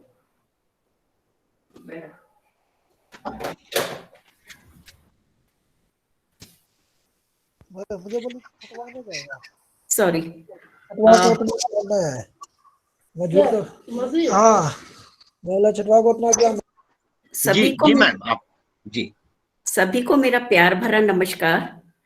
यहाँ उपस्थित मुख्य अतिथि प्रांजल पाटिल मैडम और सीआरसी के सभी अभिभावक गण, रमेश पांडे जी मैडम, नागेश पांडे जी जो कि हमेशा मेरे साथ टच में रहे और उन्होंने मुझे आमंत्रित किया इस गोष्ठी के लिए मैं सभी का धन्यवाद करना चाहूंगी। ये मेरे लिए एक बहुत बड़ा उसके विषय है कि मैं आप सबके सामने हूं और आप चाहते हैं कि मैं अपनी इस स्टोरी को अपने जहां जो बच्चे बैठे हुए हैं, अध्यापक बैठे हुए हैं, उन तक पहुंचा पाऊं। मैं सभी का बहुत बहुत धन्यवाद करती हूं और मुझे आपने ये अवसर दिया, इसके लिए मैं बहुत ही आभारी हूं आप लोगों की। मैं कहाँ से शुरू करूं कुछ समझ में नहीं आ रहा है, लेकिन मैं पहले अपने वर्तमान के बारे में आपको थोड़ा बताना चाहूंगी कि मैं बेंगलोर में हूँ। मित्र ज्योति नाम से एक संस्था जो पिछले 30 वर्षों से चला रही हूँ अपने साथ के मित्रों के साथ। और इस संस्था का मेन उद्देश्य एक दृष्टिहीन महिला को, एक पुरुष को आगे लाना है और उनको लाइफ में किस प्रकार वो आगे बढ़ सके उसके बारे में एक रास्ता दिखाना है। इस संस्था का मेन उद्देश्य उनके शिक्षण, प्रशिक्षण, रोजगार की व्यवस्था करना, उन तक यह पहुंचाना कि वे दूसरों से कमजोर नहीं हैं, वे चाहें तो इस जीवन में कुछ भी कर सकते हैं। हम लोगों का यही एक लक्ष्य है कि सभी दृष्टिहीन भाई बहनों को हम आगे लाकर उनको एक रास्ता दिखाएं जिससे कि वो अपने जीवन को बहुत ही सुखद रूप से आगे ले जाएं। अभी मित्र ज्योति में हम बहुत सारे कार्यक्रम चला रहे हैं। यहाँ पर एक 1992 में एक छोटी सी टॉकिंग बुक लाइब्रेरी से शुरू किया था, जिसमें मैंने अपनी 50 ऑडियो कैसेट लाकर रख दी थी कि ये एक टॉकिंग बुक लाइब्रेरी है। और धीरे धीरे बढ़ते बढ़ते अब हमारे पास 3000 से ज्यादा पुस्तकें ऑडियो में हैं और पता नहीं कितनी कैसेट्स और उसके बाद सीडीज और उसके बाद डिजिटल रूप में लोगों के पास ये लिटरेचर जा रहा है। इसके पश्चात हमने उनकी आवश्यकताओं को देखते हुए ब्रेल में भी ब्रेल प्रेस की स्थापना की, जो कि मैं आज भी धन्यवाद देना चाहूंगी ministry of social justice and empowerment का, मोदी जी का। उनकी स्कीम के थ्रू हमें ये ब्रेल प्रेस 2014 में मिली और उसके बाद हमने ब्रेल में भी पुस्तकें छापना शुरू कर दिया। इसके अलावा अभी जो हम ये टेक्नोलॉजी को देखते हुए अब इस लाइब्रेरी जो 1992 में एक छोटी सी 50 कैसेट से शुरू हुई थी, अब एक पूरी डिजिटल लाइब्रेरी बन चुकी है। और लाइब्रेरी ही नहीं, एक एजुकेशनल रिसोर्स सेंटर बन गया है जिसमें दृष्टिहीन भाई बहन आके अपनी इच्छा की पुस्तकें ब्रेल में चाहे ब्रेल में पाते हैं, ऑडियो में चाहे ई टेक्स्ट में चाहे ई पब में चाहे, इन सभी चीजों में वो ये पुस्तकें पा रहे हैं। इसके अलावा मित्र ज्योति ने अपना कार्य शुरू करने के बाद महिलाओं के लिए, जैसा कि मेरा जो ये सफर शुरू हुआ था, जो तकलीफें मैंने अपने शिक्षण काल में और अपने बाल्यकाल में पाई थी, और मैं चाहती थी कि इन तकलीफों से कम मेरे आने वाले भाई बहन ना जूझें, इन सबको सोचते हुए शुरू किया था। तो महिलाओं के बारे में भी मेरे दिमाग में बहुत कुछ था कि एक जब मैं छोटी थी तो मेरी माता जी ने कभी मुझे ये नहीं कहा कि तुम किचन में जाओ और एक कप चाय बना के लाओ, बट मैं ये चाहती थी कि हमारी महिलाएं जो कि दूसरों से कम ना रहें और वे भी वही करें जो दूसरी महिलाएं करती हैं। तो इस सब को सोच के हमने एक सेंटर बनाया, इंडिपेंडेंट लिविंग स्किल सेंटर, जिसमें महिलाओं को लेकर और उनके डेली काम को, सुबह से शाम तक एक महिला को क्या क्या करना होता है, वह सब सिखाने की कोशिश की। मुझे बताते हुए बहुत खुशी हो रही है कि बहुत सारी महिलाएं इसमें प्रशिक्षण लेके आज अपने गंतव्य में आगे बढ़ी हैं और बहुत अच्छे जीवन का निर्वाह वो लोग कर रही हैं। इसके बाद एक और चीज आई कि बहुत सारी महिलाएं हमारे पास आई कि हम थोड़ा बहुत पढ़े हुए हैं या पढ़े हुए हैं, लेकिन हम चाहते हैं कि हम अपने पैरों पर खुद खड़े हों। हम नहीं चाहते कि हम अपने माता पिता को ये कहें कि हमें आपसे ही पैसा लेना है और हमें उनको हम तकलीफ दें कि हमारे जीवन को देखें। तो इन सबको देखते हुए हमने जॉब प्लेसमेंट सेल की स्थापना की और महिलाओं को प्राइवेट सेक्टर में, बेंगलोर जैसी जगह में जहां पर बहुत सारी छोटी बड़ी फैक्ट्रीज हैं और बहुत अलग अलग तरीके के कार्य चल रहे हैं, वहां पे काम दिलाना शुरू किया। और मुझे बताते हुए खुशी हो रही है, अब ये जॉब प्लेसमेंट सेल हम सभी दिव्यांग लोगों के लिए चला रहे हैं और कोशिश करते हैं कि उनको जो आज मल्टीनेशनल कंपनी है और अलग अलग कंपनियां हैं उन तक पहुंचा पाए। इसके अलावा अब तो गवर्नमेंट में भी बहुत सारी सुविधाएं दे दी हैं, बहुत सारा कोटा है, तो वहां तक भी लोग पहुंच चुके हैं। इसके अलावा जब टेक्नोलॉजी की बात करें तो पहले तो हमारे समय में ये टेक्नोलॉजी बहुत ज्यादा नहीं थी। हमने तो जो थोड़ा बहुत पढ़ा वो ब्रेल के माध्यम से ही पढ़ा है, लेकिन अभी इसके बहुत सारे अलग अलग आयाम आ गए हैं। कंप्यूटर एक बहुत बड़ा सोर्स बन के आया है जिससे दृष्टिहीनों ने और बहुत बड़े बड़े पदों पर कार्यरत हुए हैं। प्रांजल पाटिल जी को देखकर बहुत अच्छा लगता है कि अब हम कह सकते हैं कि हमारे लोग आज कितनी बड़ी पोजीशन पर आकर बड़ी बड़ी कुर्सियों पर अपना आभार दे रहे हैं। तो मुझे बहुत ही खुशी होती है कि जो हमने नहीं पाया वो हमारे बच्चे लोग आज पा रहे हैं। अब मैं थोड़ा सा पीछे जाना चाहूंगी और ये बताना चाहूंगी कि कैसे मेरी लाइफ शुरू हुई। मैं हरियाणा से बिलोंग करती हूँ। आज से 60-61 साल पहले जब एक ऐसा समाज हुआ करता था, बहुत ही कंजर्वेटिव सा समाज, जिसमें दिव्यांग लोगों के लिए कोई जगह ही नहीं थी। उन लोगों को ये बात पता ही नहीं थी कि एक बच्चा अगर दिव्यांग होकर आता है तो किस प्रकार से हम उसका भरण पोषण करें। मैं ये कहना चाहूंगी कि एक समाज में, एक परिवार में जब एक दिव्यांग बच्चा पैदा होता है तो माँ बाप बहुत ही कंफ्यूज्ड होते हैं, और माँ बाप ही नहीं, पूरी फैमिली ही कंफ्यूज्ड हो जाती है कि कैसे हम इनको पालेंगे, कैसे बड़ा करेंगे, हम क्या कर सकते हैं इन लोगों को। उनको इसके बारे में कुछ भी मालूम नहीं होता। ऐसे समाज में मेरा जन्म हुआ था। मैं जब 2 महीने की थी तब मेरी माता जी को ऐसा एहसास हुआ कि मैं शायद देख नहीं पा रही हूँ। वो फटाफट ऐसे मेडिकल प्रैक्टिशनर्स के पास मुझे ले गई और उनको पता लगा कि शायद मैं लाइफ में कभी देख नहीं पाऊंगी। और ये सब सोचकर आप समझ सकते हैं कि क्या स्थिति हुई होगी, ना कि मेरे माता पिता की, बट मैं एक उच्च वर्ग के परिवार से बिलोंग करती हूँ और जिसमें एक बहुत बड़ी जॉइंट फैमिली थी। तो सभी के लिए एक बहुत दुख का विषय हो गया था।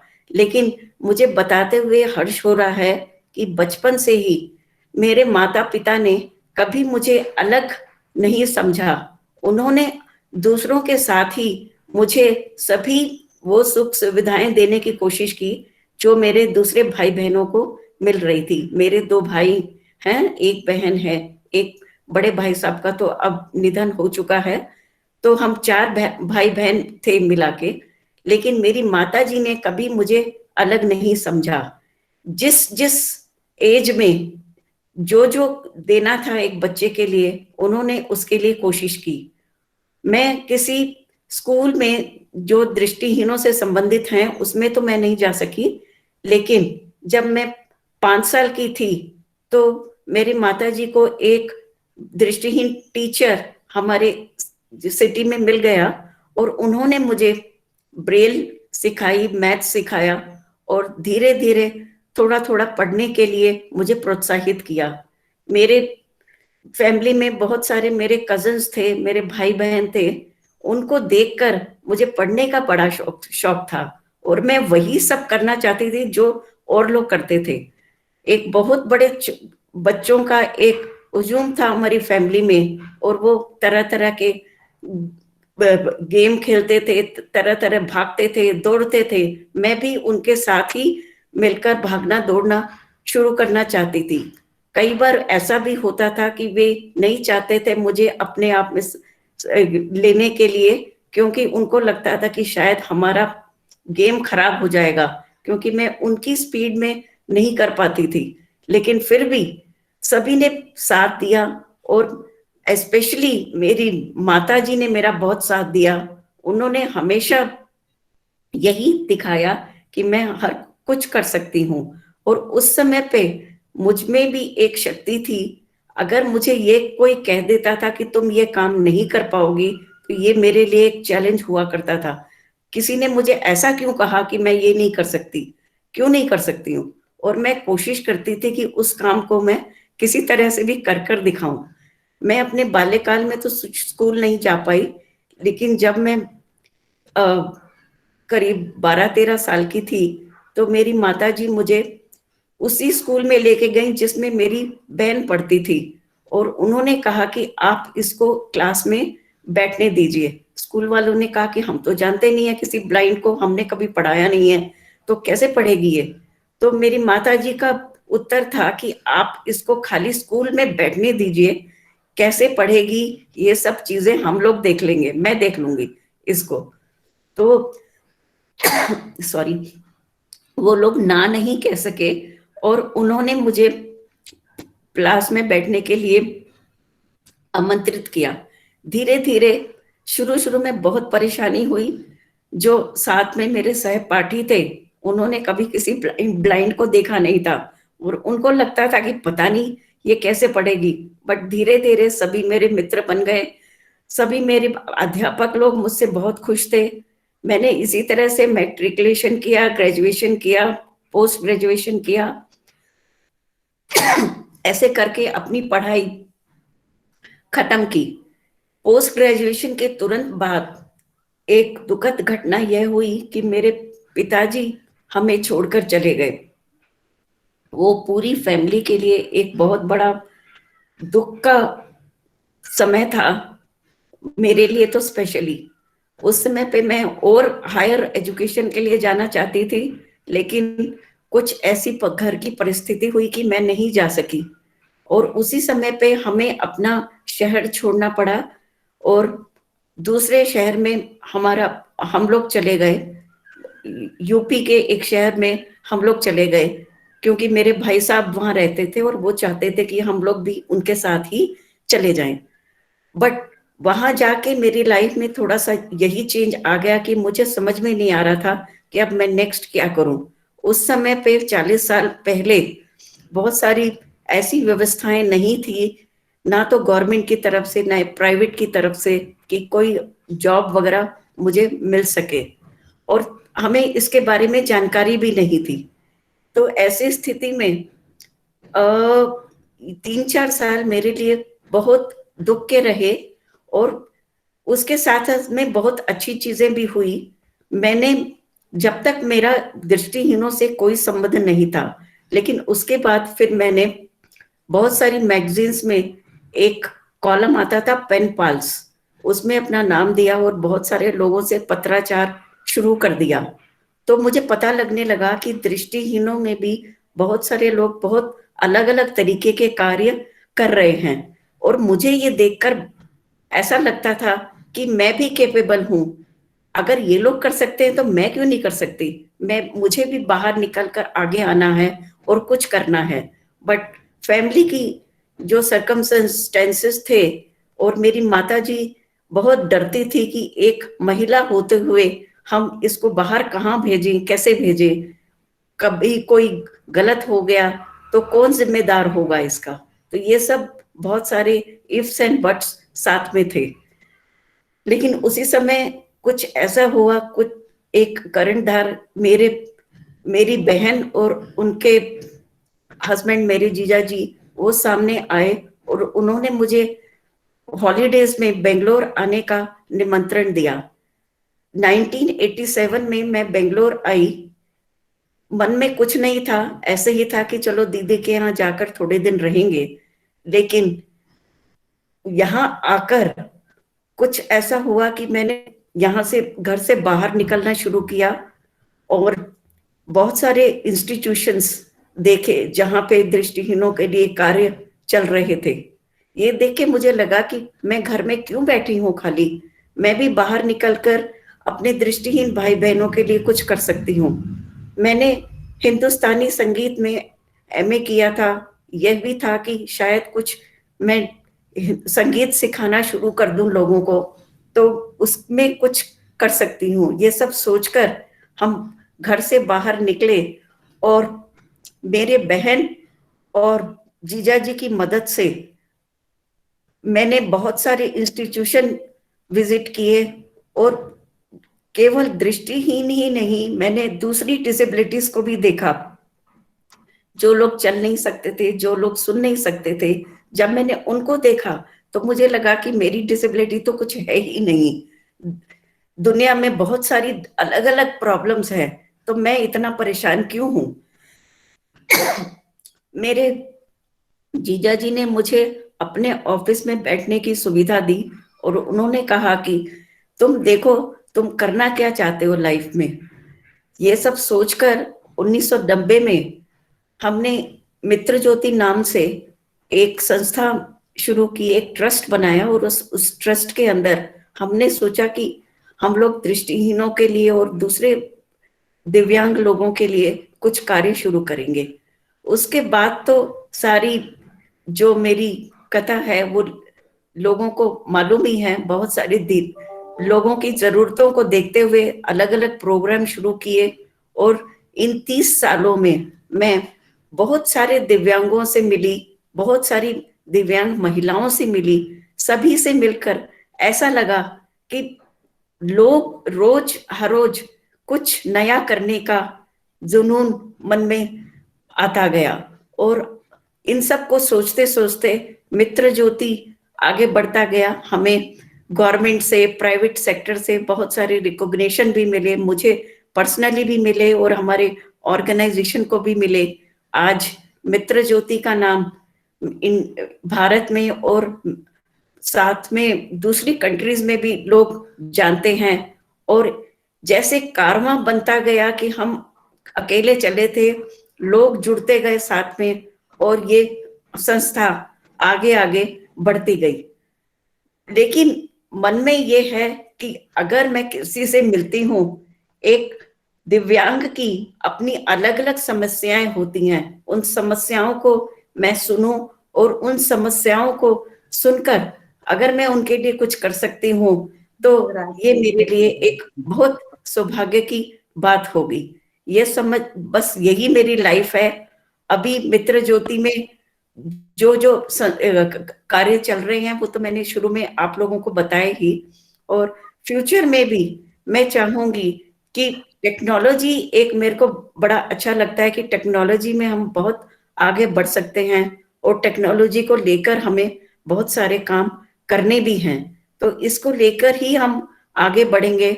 और मैं सभी अपने दृष्टिहीन भाई बहनों को और दूसरे विकलांगों को यही कहना चाहूंगी कि अगर मन में हौसला है तो हमें कोई भी रोक नहीं सकता। पहला स्टेप हमें ही आगे बढ़ाना होगा, तभी लोग आएंगे हमको मदद करने के लिए और हम आगे ही आगे बढ़ते जाएंगे। यही मैं कहना चाहूंगी। मैं एक गाना मुझे हमेशा याद आता है और मैं सबको ही बोलती हूँ कि भाई हमें विचलित नहीं होना है। एक रात के बाद सुबह तो आएगी ही, तो हमें उसके इंतजार में आगे आगे बढ़ते जाना है और यही कहना है कि हम होंगे कामयाब, हम होंगे कामयाब, हम होंगे कामयाब, हम होंगे कामयाब एक दिन। ओ मन में है विश्वास, पूरा है विश्वास, हम होंगे कामयाब एक दिन। तो यही लाइफ है। और मैं ये भी कहती हूँ कि ये खाली मेरी ही लाइफ नहीं है, ये एक पूरे समाज की लाइफ ऐसे ही होगी। हर दृष्टिहीन महिला की जीवन में इसी तरह के उतार चढ़ाव आएंगे।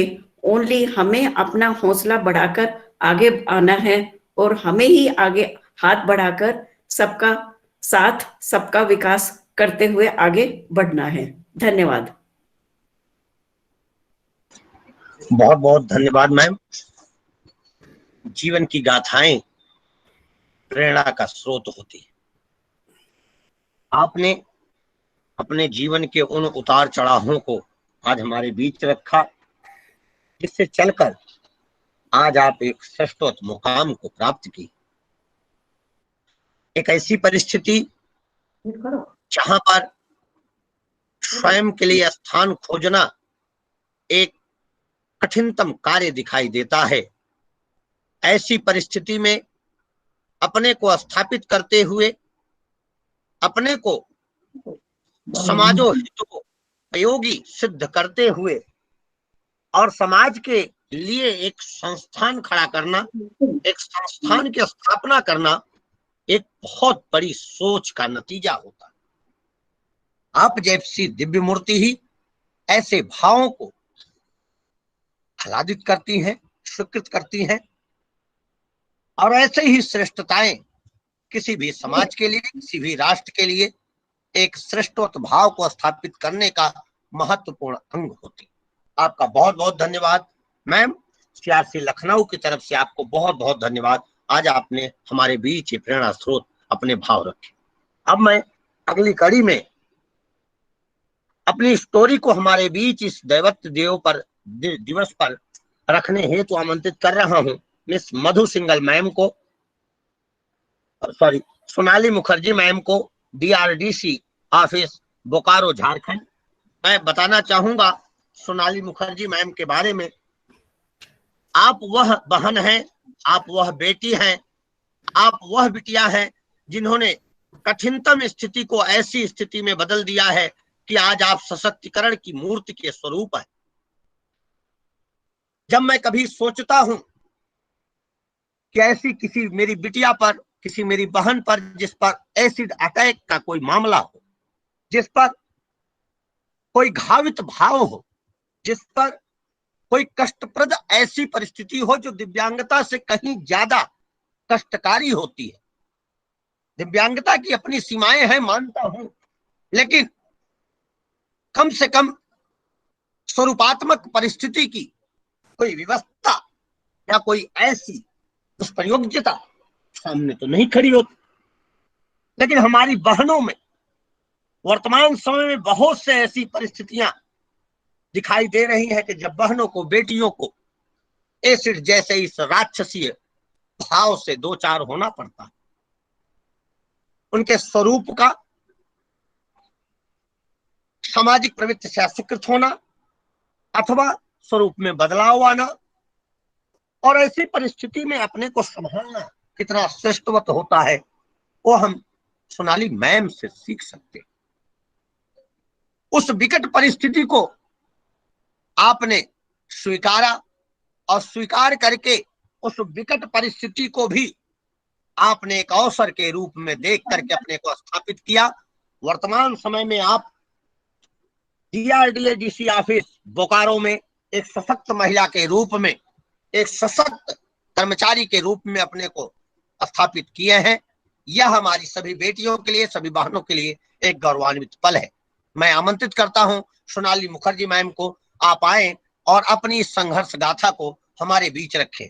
आदरणीय सोनाली मुखर्जी मैम। धन्यवाद सर, बहुत बहुत धन्यवाद आपका, और सबसे पहले तो CRC का, डायरेक्टर साहब, अन्य सदस्य CRC के सबको, जितने भी उपस्थित यहाँ के गेस्ट हैं, उनके पेरेंट्स से, स्टूडेंट हैं, सबको मेरा नमस्कार और धन्यवाद करती हूँ मुझे आमंत्रित करने के लिए। आपने इस मंच पर, इस वेबिनार में मैंने बहुत कुछ सीखा, बहुत पूर्व वक्ताओं से मैंने सुना उनके अनुभव, और मुझे आज बहुत एनर्जी और मिल गई।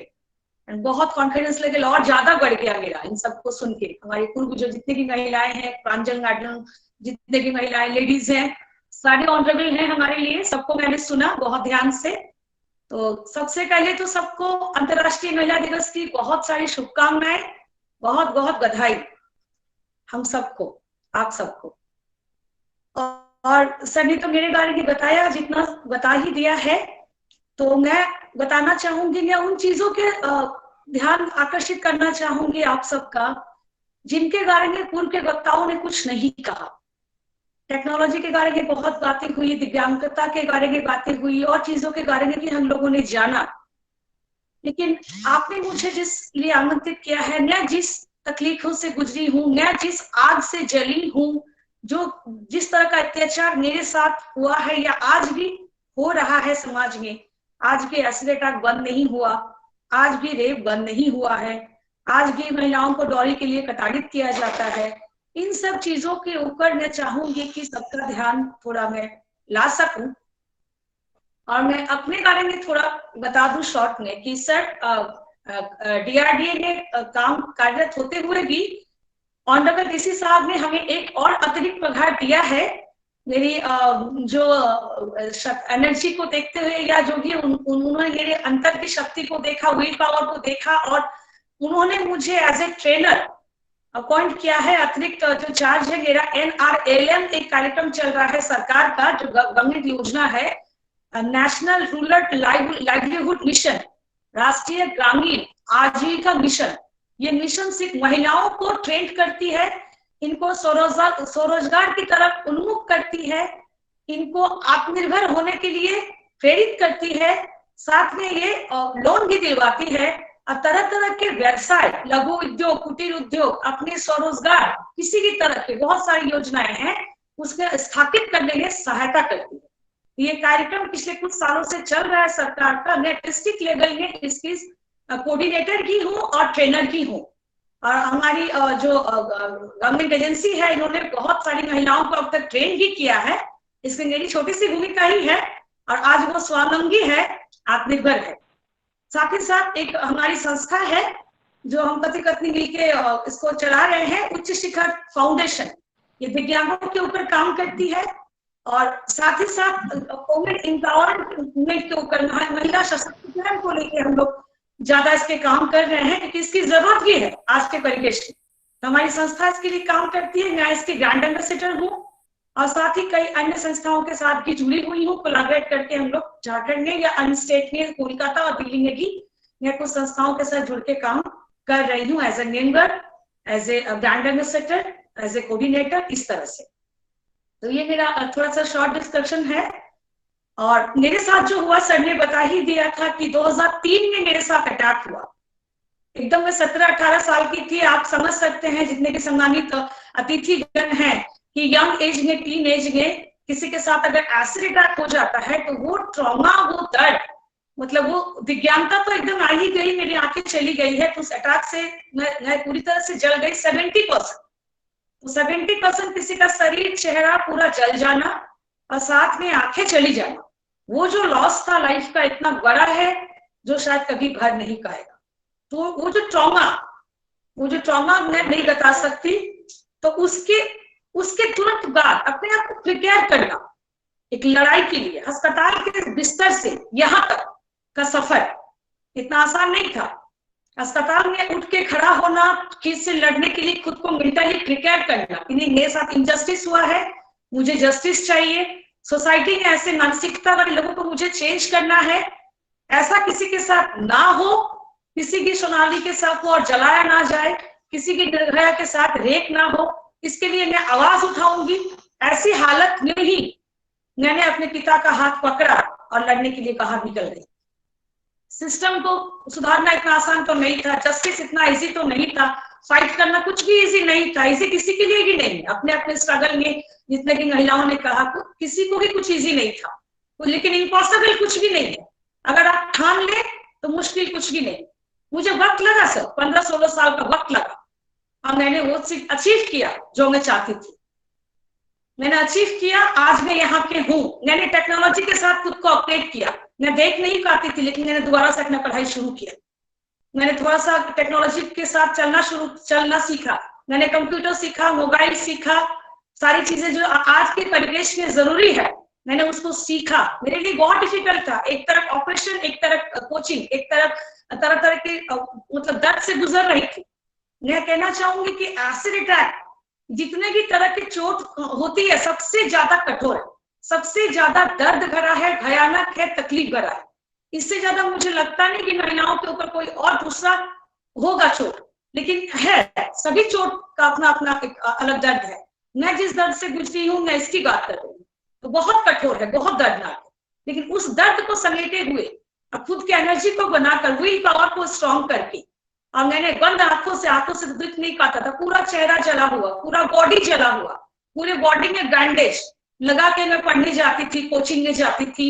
अब मैंने अपने आप को अपडेट किया टेक्नोलॉजी के साथ, आज मुझे ये नौकरी मिली है। अगर मैं उस वक्त ना सीखती तो आज मुझे ये नौकरी शायद नहीं मिलती। मैं बताना चाहूंगी कि मैं फर्स्ट ऐसी सर्वाइवर हूँ पूरे इंडिया में जिसको झारखंड गवर्नमेंट ने सम्मान के साथ बुला के नियोजन दिया है, पूरे इंडिया में मैं फर्स्ट व्यक्ति हूँ। तो मेरे लिए ऑनर की बात है, मैं जितना भी झारखंड सरकार का धन्यवाद करूँ कम है। मेरी लड़ाई में सब लोगों ने साथ दिया, मेरे परिवार ने, मेरे उस वक्त तो नहीं था, जब मैंने लड़ना शुरू किया तब तो सपोर्ट नहीं था, क्योंकि लोगों को लगता था कि अरे क्या हो गया, उस लड़की की ही गलती है, ये मानसिकता थी, लड़की की ही कुछ गलती होगी तभी तो उसके साथ ऐसा हुआ, ये मानसिकता तब भी थी, आज भी है। तब मैंने रविंद्रनाथ टैगोर का एक गाना सुना रेडियो पर, एकला चलो रे, मैंने अकेले ही चलना शुरू किया, एकला चलो रे, वो मेरे जीवन में आज की याद है। मैं एक लाइन बताना चाहूंगी, उसका सार जो है कि अगर आप पुकारे और आपके साथ कोई ना आए तो आप अकेले ही चलिए, कारण आपके साथ होगा। मेरे साथ भी ऐसा ही हुआ, मैंने अपने पिता का हाथ पकड़ के इस लड़ाई को अकेले ही शुरू किया, लेकिन आज मेरे साथ बहुत सारे लोग देश विदेश के जुड़े हुए हैं, कारवां है, बहुत लोगों का सपोर्ट है। समय जरूर लगता है लेकिन उसमें कामयाबी आपको जरूर मिलेगी। अगर सच्चे मन से और पॉजिटिविटी के साथ आप कुछ कर रहे हैं तो आपको जरूर उसमें सफलता मिलेगी। मेरी लड़ाई में मैंने 2-3 चीजों को जो देखा, इसमें मैं बहुत अंदर तक टूट गई। मैंने देखा कि महिलाओं के गाड़ी में जब मैंने वेबिनार में जाने लगी, सेमिनार्स में जाने लगी, कॉन्फ्रेंसेस में जाने लगी, लोग मुझे बुलाने लगे, जानने लगे। मैं बताना चाहूंगी कि मेरी टेक्नोलॉजी, इलेक्ट्रॉनिक मीडिया और प्रिंट मीडिया ने मेरा बहुत साथ दिया, देश विदेश तक मेरी कहानी को पहुंचाया, मेरे दर्द को पहुंचाया, मेरे आंसू को लोगों ने देखा, समझा और सपोर्ट किया। आज वो technology, print media, electronic media, digital, Facebook, social media में मुझे इतना सपोर्ट मिला कि उसी का नतीजा है कि मुझे केबीसी का हॉट सीट मिला। मैंने कभी सोचा भी नहीं था कि मुझे केबीसी में बुलाया जाएगा, तो मिस्टर बच्चन के साथ मैं बैठ पाऊंगी, तो मैंने कभी सोचा नहीं था। तो थैंक्स टू मीडिया कि मुझे वहां तक पहुंचने में उन्होंने मदद की, हर जन जन तक पहुंचाया।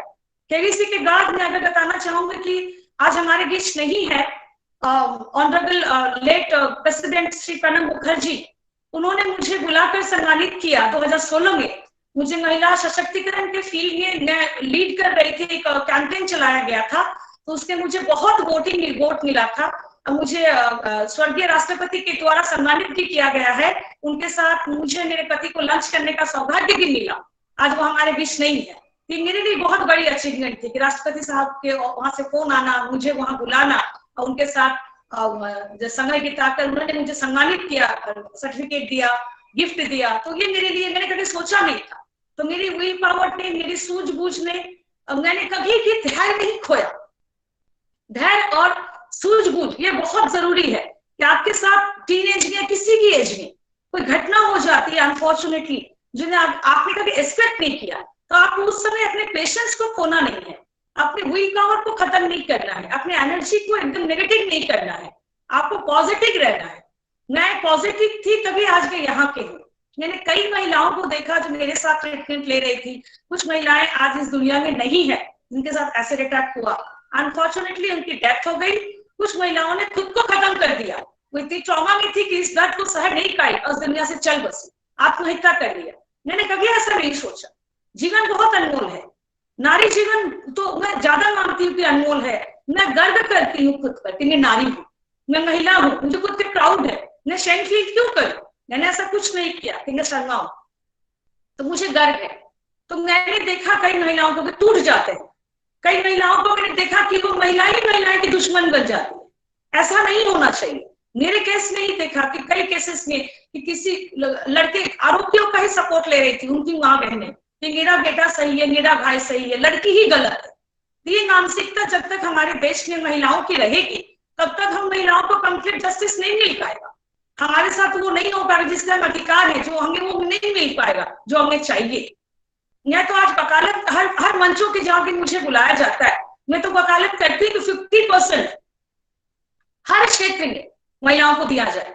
हर क्षेत्र में, चाहे बस में हो, ट्रेन में हो, नहीं, हर क्षेत्र में, सेना में हो, पुलिस में हो, लोकसभा में हो, राज्यसभा में हो, असेंबली में हो, हर क्षेत्र में, हर नौकरी में, हर जगह, हर चीज में महिलाएं आधी आधी होनी चाहिए। क्यों नहीं है आज महिलाएं आधी? क्यों नहीं हमें दिया गया है? मैं जिस ऑफिस में काम करती हूँ 250-300 पुरुष है, सिर्फ 20-25 महिलाएं हैं। 10%। क्यों 10% है? क्यों 50% नहीं? तो जिस दिन मुझे ऐसा लगता है कि ये जो प्रॉब्लम आज हमारे समाज में हो रहा है, महिलाएं कहीं भी सेफ नहीं है, इनसिक्योर है, रात के भी वो निकलने में डरती है, कहीं पर भी अकेले जाने से घबराती है, किसी के वक्त उनके साथ रेप हो जाता है, कभी भी उनके साथ एसिड अटैक हो जाता है, कई महिलाओं को दहेज के लिए मार दिया जाता है। ये अभी की है, आज भी हो रहा है।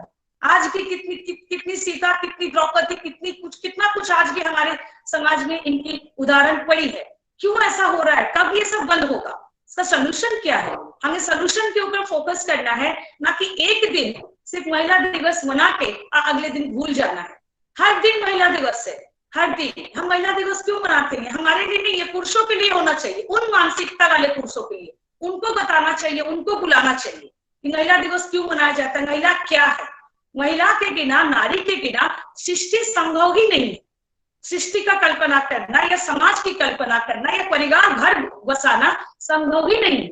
नारी ही है जो हर क्षेत्र में पुरुषों की भागीदारी, पुरुषों के साथ ना हो तो कुछ भी संभव नहीं है। नारी की उपयोगिता, नारी की भागीदारी हम सब जानते हैं, फिर भी नारियों के साथ अत्याचार करते हैं। पता नहीं क्यों करते हैं, क्यों करते हैं। हम नारियों को पुरुषों के साथ कंधे से कंधे मिला के चलना है।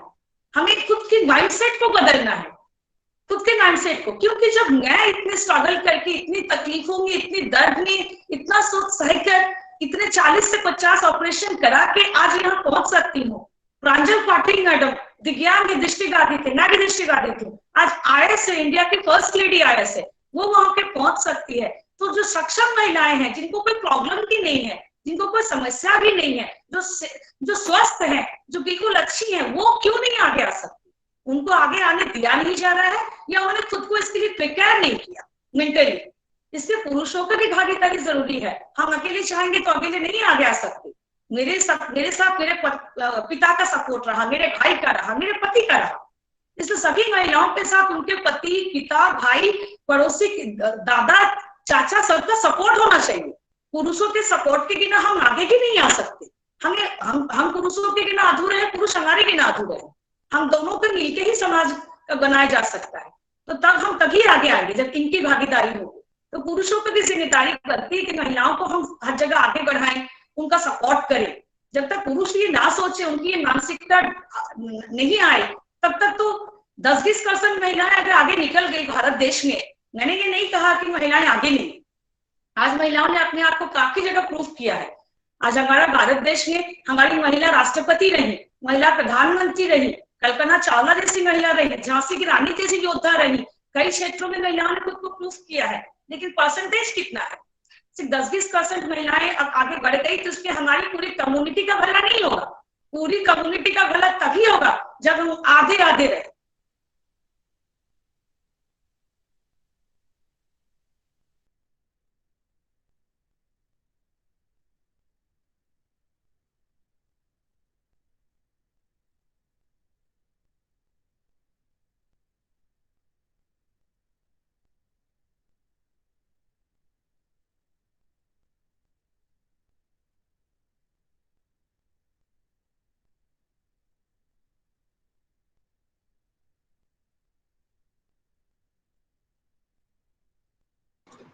आपकी आवाज हम तक नहीं आ पा रही है सोनाली मैम।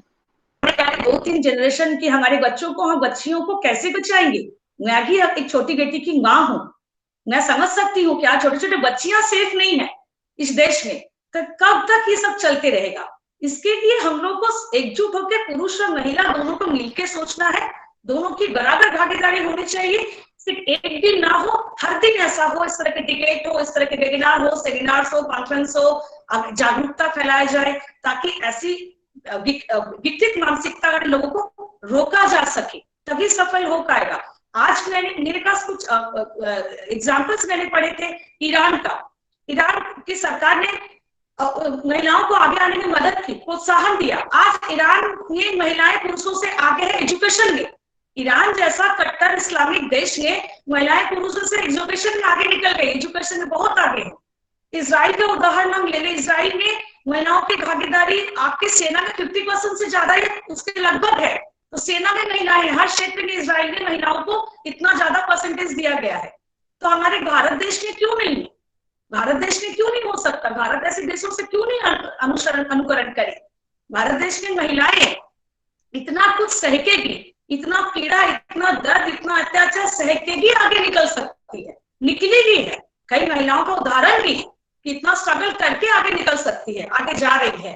तो अगर उनको प्रोत्साहन मिले, अगर उनको सपोर्ट मिले, अगर उनको सबका भागीदारी मिले, पिता, पति, भाई का सबका साथ मिले जैसे, तो क्यों नहीं वो आगे जाएंगे? जरूर जाएंगे। इसके लिए हम सबको मिलकर प्रयास करना है, तभी सफल हो पाएगा। हम एक बच्चे को घर से ही सिखाएं। माँ जो है स्कूल होती है बच्चे का, कि अब बेटा बेटी का हम खुद फर्क करते हैं। बेटी को इंडिपेंडेंसी नहीं होता, उसको उसके फ्रीडम हम नहीं देते, उसको बच्चे को, बेटे को सारा कुछ देते हैं।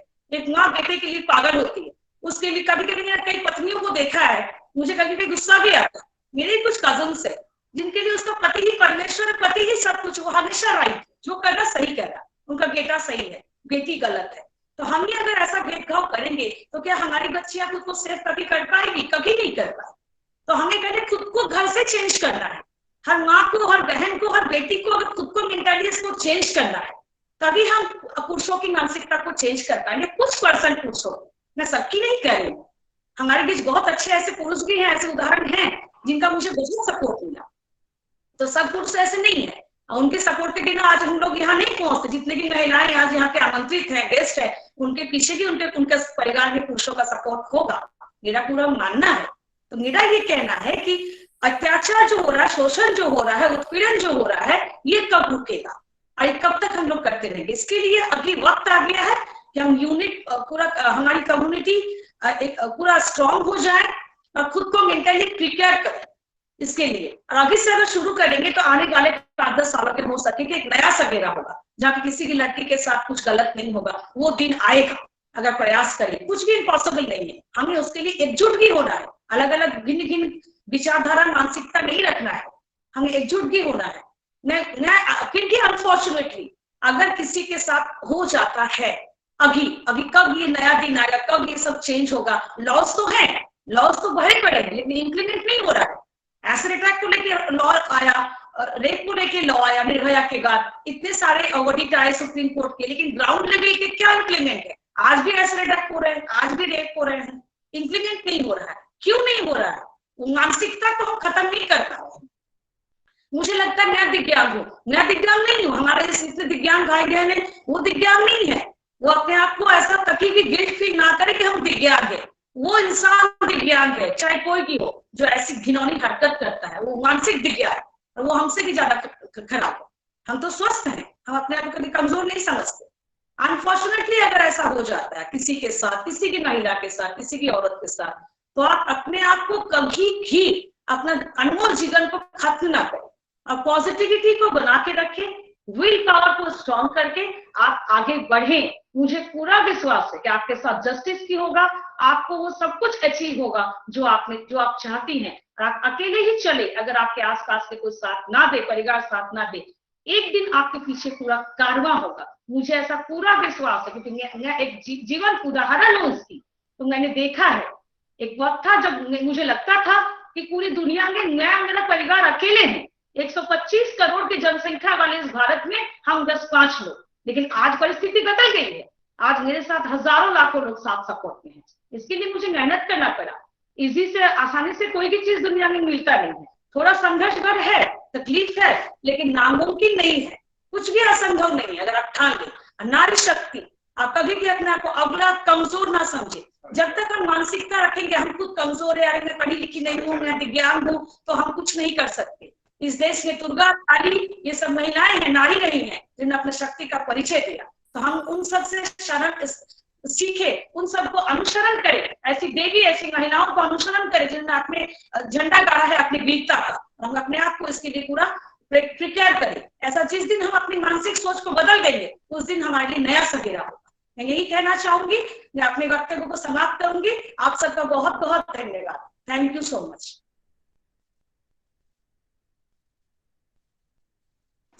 बहुत बहुत धन्यवाद आदरणीय सोनाली जी ने, हमारी प्यारी बहन ने अपनी जो गाथा, अपनी जो प्रेरणास्पद बात हमारे बीच रखी और किस तरीके से जीवन के झंझावातों को सह करके, जीवन में आई विषमता को सहते हुए उसे समता में परिवर्तित करते हुए उसे संबल प्रदान करने हेतु कितनी प्रेरणा, कितना मोटिवेशन खड़ा होगा आपने, वह निश्चित ही हमारी समस्त बेटियों के लिए, बहनों के लिए, माताओं के लिए एक मार्ग प्रशस्तीकरण का भाव होगा। हमारा यह गौरव है कि आज सीआरसी की इस पटल पर आज हमें ऐसी ऐसी दिव्य महिला शक्तियों को सुनने का अवसर मिला है जिन्होंने न केवल समाज हेतु एक नवीनतम पक्षों की स्थापना को सृष्टवत किया है, अपितु उन्होंने अपने को भी विभिन्न विभिन्न क्षमताओं युक्त करते हुए अक्षमताओं को परास्त किया है। आज हम सभी प्रतिभागी जनों को, हम सभी विशिष्ट जनों को, हम सभी विशेष आवश्यकता वाले बालक बालिकाओं के अभिभावकों को इस बात का संकल्प लेना है, बेटियों के सशक्तिकरण हेतु, बेटियों की उच्चता के लिए, महिलाओं के सम्मान के लिए, महिलाओं को संबल प्रदान करने के लिए अगर सर भी कटाना पड़ जाए तो कोई गुरेज नहीं, उसे भी हंस करके हम स्वीकार करेंगे। हम मातृशक्ति का सम्मान किए हैं, कर रहे हैं और करते रहेंगे। भारत सदा मातृशक्ति के सामने नतमस्तक था, नतमस्तक है और नतमस्तक रहेगा। आपकी शक्तियां ही हमारा संबल है, आपका विश्वास ही हमारी शक्ति है और आपकी श्रेष्ठता ही हमारा सबसे श्रेष्ठत्व भाव है। ईश्वर आप सभी बहन बेटियों को श्रेष्ठता, अति श्रेष्ठता और उन्नत श्रेष्ठता प्रदान करे। इन्हीं भावों के साथ अब मैं कार्यक्रम की अंतिम पंक्ति में वोट ऑफ थैंक के लिए कार्यक्रम में एक विशेष शिक्षिका के रूप में, प्रशिक्षिका के रूप में अपनी सेवा देने वाली बड़ी बहन मिसेस सविता शुक्ला मैम को, लेक्चरर आईडी, आपको आमंत्रित करता हूं कि आप आए और आज के इस विषय में हमारे बीच जुड़ी हुई विद्वत मूर्तियों का धन्यवाद ज्ञापन करें। आदरणीय सविता शुक्ला मैम। जी, आज अंतर्राष्ट्रीय महिला दिवस के अवसर पर सीआरसी लखनऊ द्वारा आयोजित आज की इस वेब संगोष्ठी में जुड़े सभी प्रतिभागियों को एवं सभी महानुभावों को मैं सविता शुक्ला सीआरसी लखनऊ की ओर से सादर प्रणाम करती हूँ। धन्यवाद के क्रम में सर्वप्रथम मैं निदेशिका महोदया पंडित दीनदयाल उपाध्याय शारीरिक दिव्यांगजन संस्थान नई दिल्ली से आदरणीय श्रीमती स्मिता जयवंत मैडम का हृदय की गहराइयों से धन्यवाद ज्ञापित करती हूँ, जिनके अभिभावक स्वरूप निर्देशन में सीआरसी लखनऊ इस तरह की वेब संगोष्ठी आयोजित कर पा रहा है। साथ ही साथ मैडम को अंतर्राष्ट्रीय महिला दिवस की शुभकामनाएं भी देती हूँ। धन्यवाद के अगले क्रम में निदेशक सीआरसी लखनऊ श्री रमेश पांडे सर का धन्यवाद करती हूँ, जिनके कुशल नेतृत्व में सीआरसी लखनऊ दिन प्रतिदिन नए नए कीर्तिमान स्थापित कर रहा है।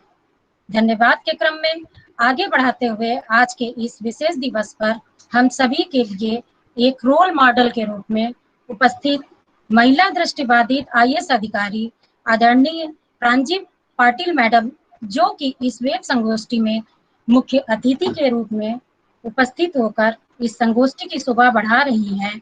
मैडम, आपका भी सीआरसी लखनऊ की तरफ से धन्यवाद ज्ञापित करती हूँ। फिर मिसेस स्वाति शर्मा मैडम ने बताया कि मुझे अपने बच्चे पर गर्व है। जैसा कि उन्होंने बताया, बच्चे से मैंने बहुत कुछ सीखा है और एक विशेष आवश्यकता वाले बच्चे की माँ के रूप में अच्छे ढंग से अपनी जिम्मेदारियों का वो निर्वहन कर रही हैं और अपनी बात को भी साझा कर रही हैं, क्योंकि उन्होंने अपने बच्चे के लिए बाहर भी जाके, देश विदेश जाके बहुत सारी चीजें सीखा और दूसरों को भी अपने बातों के बारे में बताया। इस तरह से स्वाति मैडम का भी सीआरसी लखनऊ की तरफ से धन्यवाद ज्ञापित करती हूँ। मिसेस ज्योति सिंह ने अपनी भावनाओं को कविता के माध्यम से CWSM की सशक्त माँ के रूप का चित्रण किया। ज्योति मैडम का भी सीआरसी लखनऊ की तरफ से धन्यवाद ज्ञापित करती हूँ। दृष्टिबाधित बालिकाओं के आवासीय विद्यालय के संचालन के रूप में मैंने विचारों को व्यक्त करने हेतु वेब संगोष्ठी में आमंत्रित मिसेस शालिनी खन्ना मैडम का सीआरसी लखनऊ की तरफ से हार्दिक रूप से धन्यवाद ज्ञापित करती हूँ। मधु मैडम ने मित्र ज्योति संस्था के बारे में बताया, जो बेंगलोर में स्थापित है। अपनी अनटोल्ड स्टोरी को हम लोगों के बीच में मधु मैडम ने साझा किया। वेब संगोष्ठी में उन्होंने जो चित्रिया वो मार्मिक था कि उस समय उन्होंने 30 साल पहले इस संस्था के बारे में जो किया बेंगलोर में, वो जाकर बिल्कुल आश्चर्य है कि उन्होंने, मधु मैडम ने इस क्षेत्र में कार्य किया। सीआरसी लखनऊ की तरफ से धन्यवाद ज्ञापित करती हूँ। फिर मैडम इसी क्रम में वेब संगोष्ठी में आमंत्रित मिसेस सोनाली मैडम का भी मैं हार्दिक स्वागत भी किया है और इसमें अभिनंदन भी करती हूँ, धन्यवाद ज्ञापित भी करती हूँ कि जिन्होंने ये बताया कि इम्पॉसिबल कुछ भी नहीं है, जैसा भी हम चाहेंगे वैसा कर सकते हैं। ऐसा इन्होंने करके दिखाया, क्योंकि प्रैक्टिकल रूप में उन्होंने ऐसा किया है और समय समय पर क्या क्या उनके साथ में समस्याएं आई हैं लॉस के लिए या कहीं पे कानूनी के रूप से या खुद मेडिकल रूप में उनको जो जो समस्याएं आई है उसको भी उन्होंने जो भी सहन किया है और जिसको साझा भी किया है, उसके बारे में उन्होंने इस संगोष्ठी में सभी को बताया है कि इम्पॉसिबल कुछ नहीं है, कुछ भी किया जा सकता है। औरतों में जुनून होना चाहिए, महिलाओं में जुनून होना चाहिए कार्य करने के लिए। मोटिवेशन और इंकरेज के रूप में उन्होंने जो ऐसे टिप्स दिए हैं वो वाकई में आश्चर्यचकित है और जिसको हम लोग उसको स्वीकार करते हैं और आगे बढ़ाते हैं। इसी क्रम में हम सीआरसी लखनऊ की तरफ से जितने लोग जितने पर्सन्स हैं वेब संगोष्ठी में जुड़े हुए हैं, वो सभी अभिभावकगण हो, चाहे टीचर्स हो, चाहे रिसोर्स पर्सन्स हो, सभी का अंतर्राष्ट्रीय महिला दिवस पर सीआरसी लखनऊ की तरफ से मैं पुनः धन्यवाद ज्ञापित करती हूँ। और एक 2-3 स्लोगन है जो मैं अपनी तरफ से बोलना चाहती हूँ कि महिलाएं समाज की वास्तविक वस्तुकार है। महिलाएं समाज की वास्तविक वस्तुकार है और अगर उनको रिक्त स्थान के रूप में कोई भी बच्चा अगर मिलेगा तो वो उसको संपूर्ण हॉलिस्टिक डेवलपमेंट देगी। तो इसी क्रम में मैं एक और स्लोगन बताना चाहती हूँ कि अगर हम एक पुरुष को शिक्षित करेंगे तो एक इंसान को शिक्षित कर सकते हैं, परंतु एक महिला को शिक्षित करेंगे तो हम एक पीढ़ी को शिक्षित कर सकते हैं। इसी क्रम में हम सभी आपको सीआरसी की तरफ से धन्यवाद ज्ञापित करती हूँ। धन्यवाद। बहुत बहुत धन्यवाद मैम। सीआरसी के इस पटल से जुड़े हुए सभी विशेष शिक्षकों का, विशेष आवश्यकता वाले बालक एवं बालिकाओं के अभिभावकों का एवं हमारे सीआरसी लखनऊ के सभी अधिकारी जन, कर्मचारी जन और स्नेही जनों का यह पटल बहुत बहुत धन्यवाद ज्ञापित करता है। मैं धन्यवाद ज्ञापित करता हूं आईटी सेक्शन में श्री सुमित भाई का, जिन्होंने आज आईटी सेक्शन की हमें सेवाएं समुचित उपलब्ध कराई जिससे हम इस कार्यक्रम को कर पाए। मैं धन्यवाद ज्ञापित करता हूं श्री विकास मिश्र जी का, जिन्होंने अपने अथक प्रयासों से इस कार्यक्रम की रूपरेखा को तय किया। मैं धन्यवाद ज्ञापित करता हूं इस कार्यक्रम में प्रत्यक्ष और अप्रत्यक्ष रूप से लगे हुए उन सभी विद्वत जनों का, जिनके प्रयासों से यह कार्यक्रम अपने साफल्य रूप को प्राप्त हुआ। आप सभी को सीआरसी लखनऊ की तरफ से बहुत बहुत धन्यवाद। सभी लोग लेफ्ट कर सकते हैं, कार्यक्रम यहीं पूर्ण होता है। सादर प्रणाम।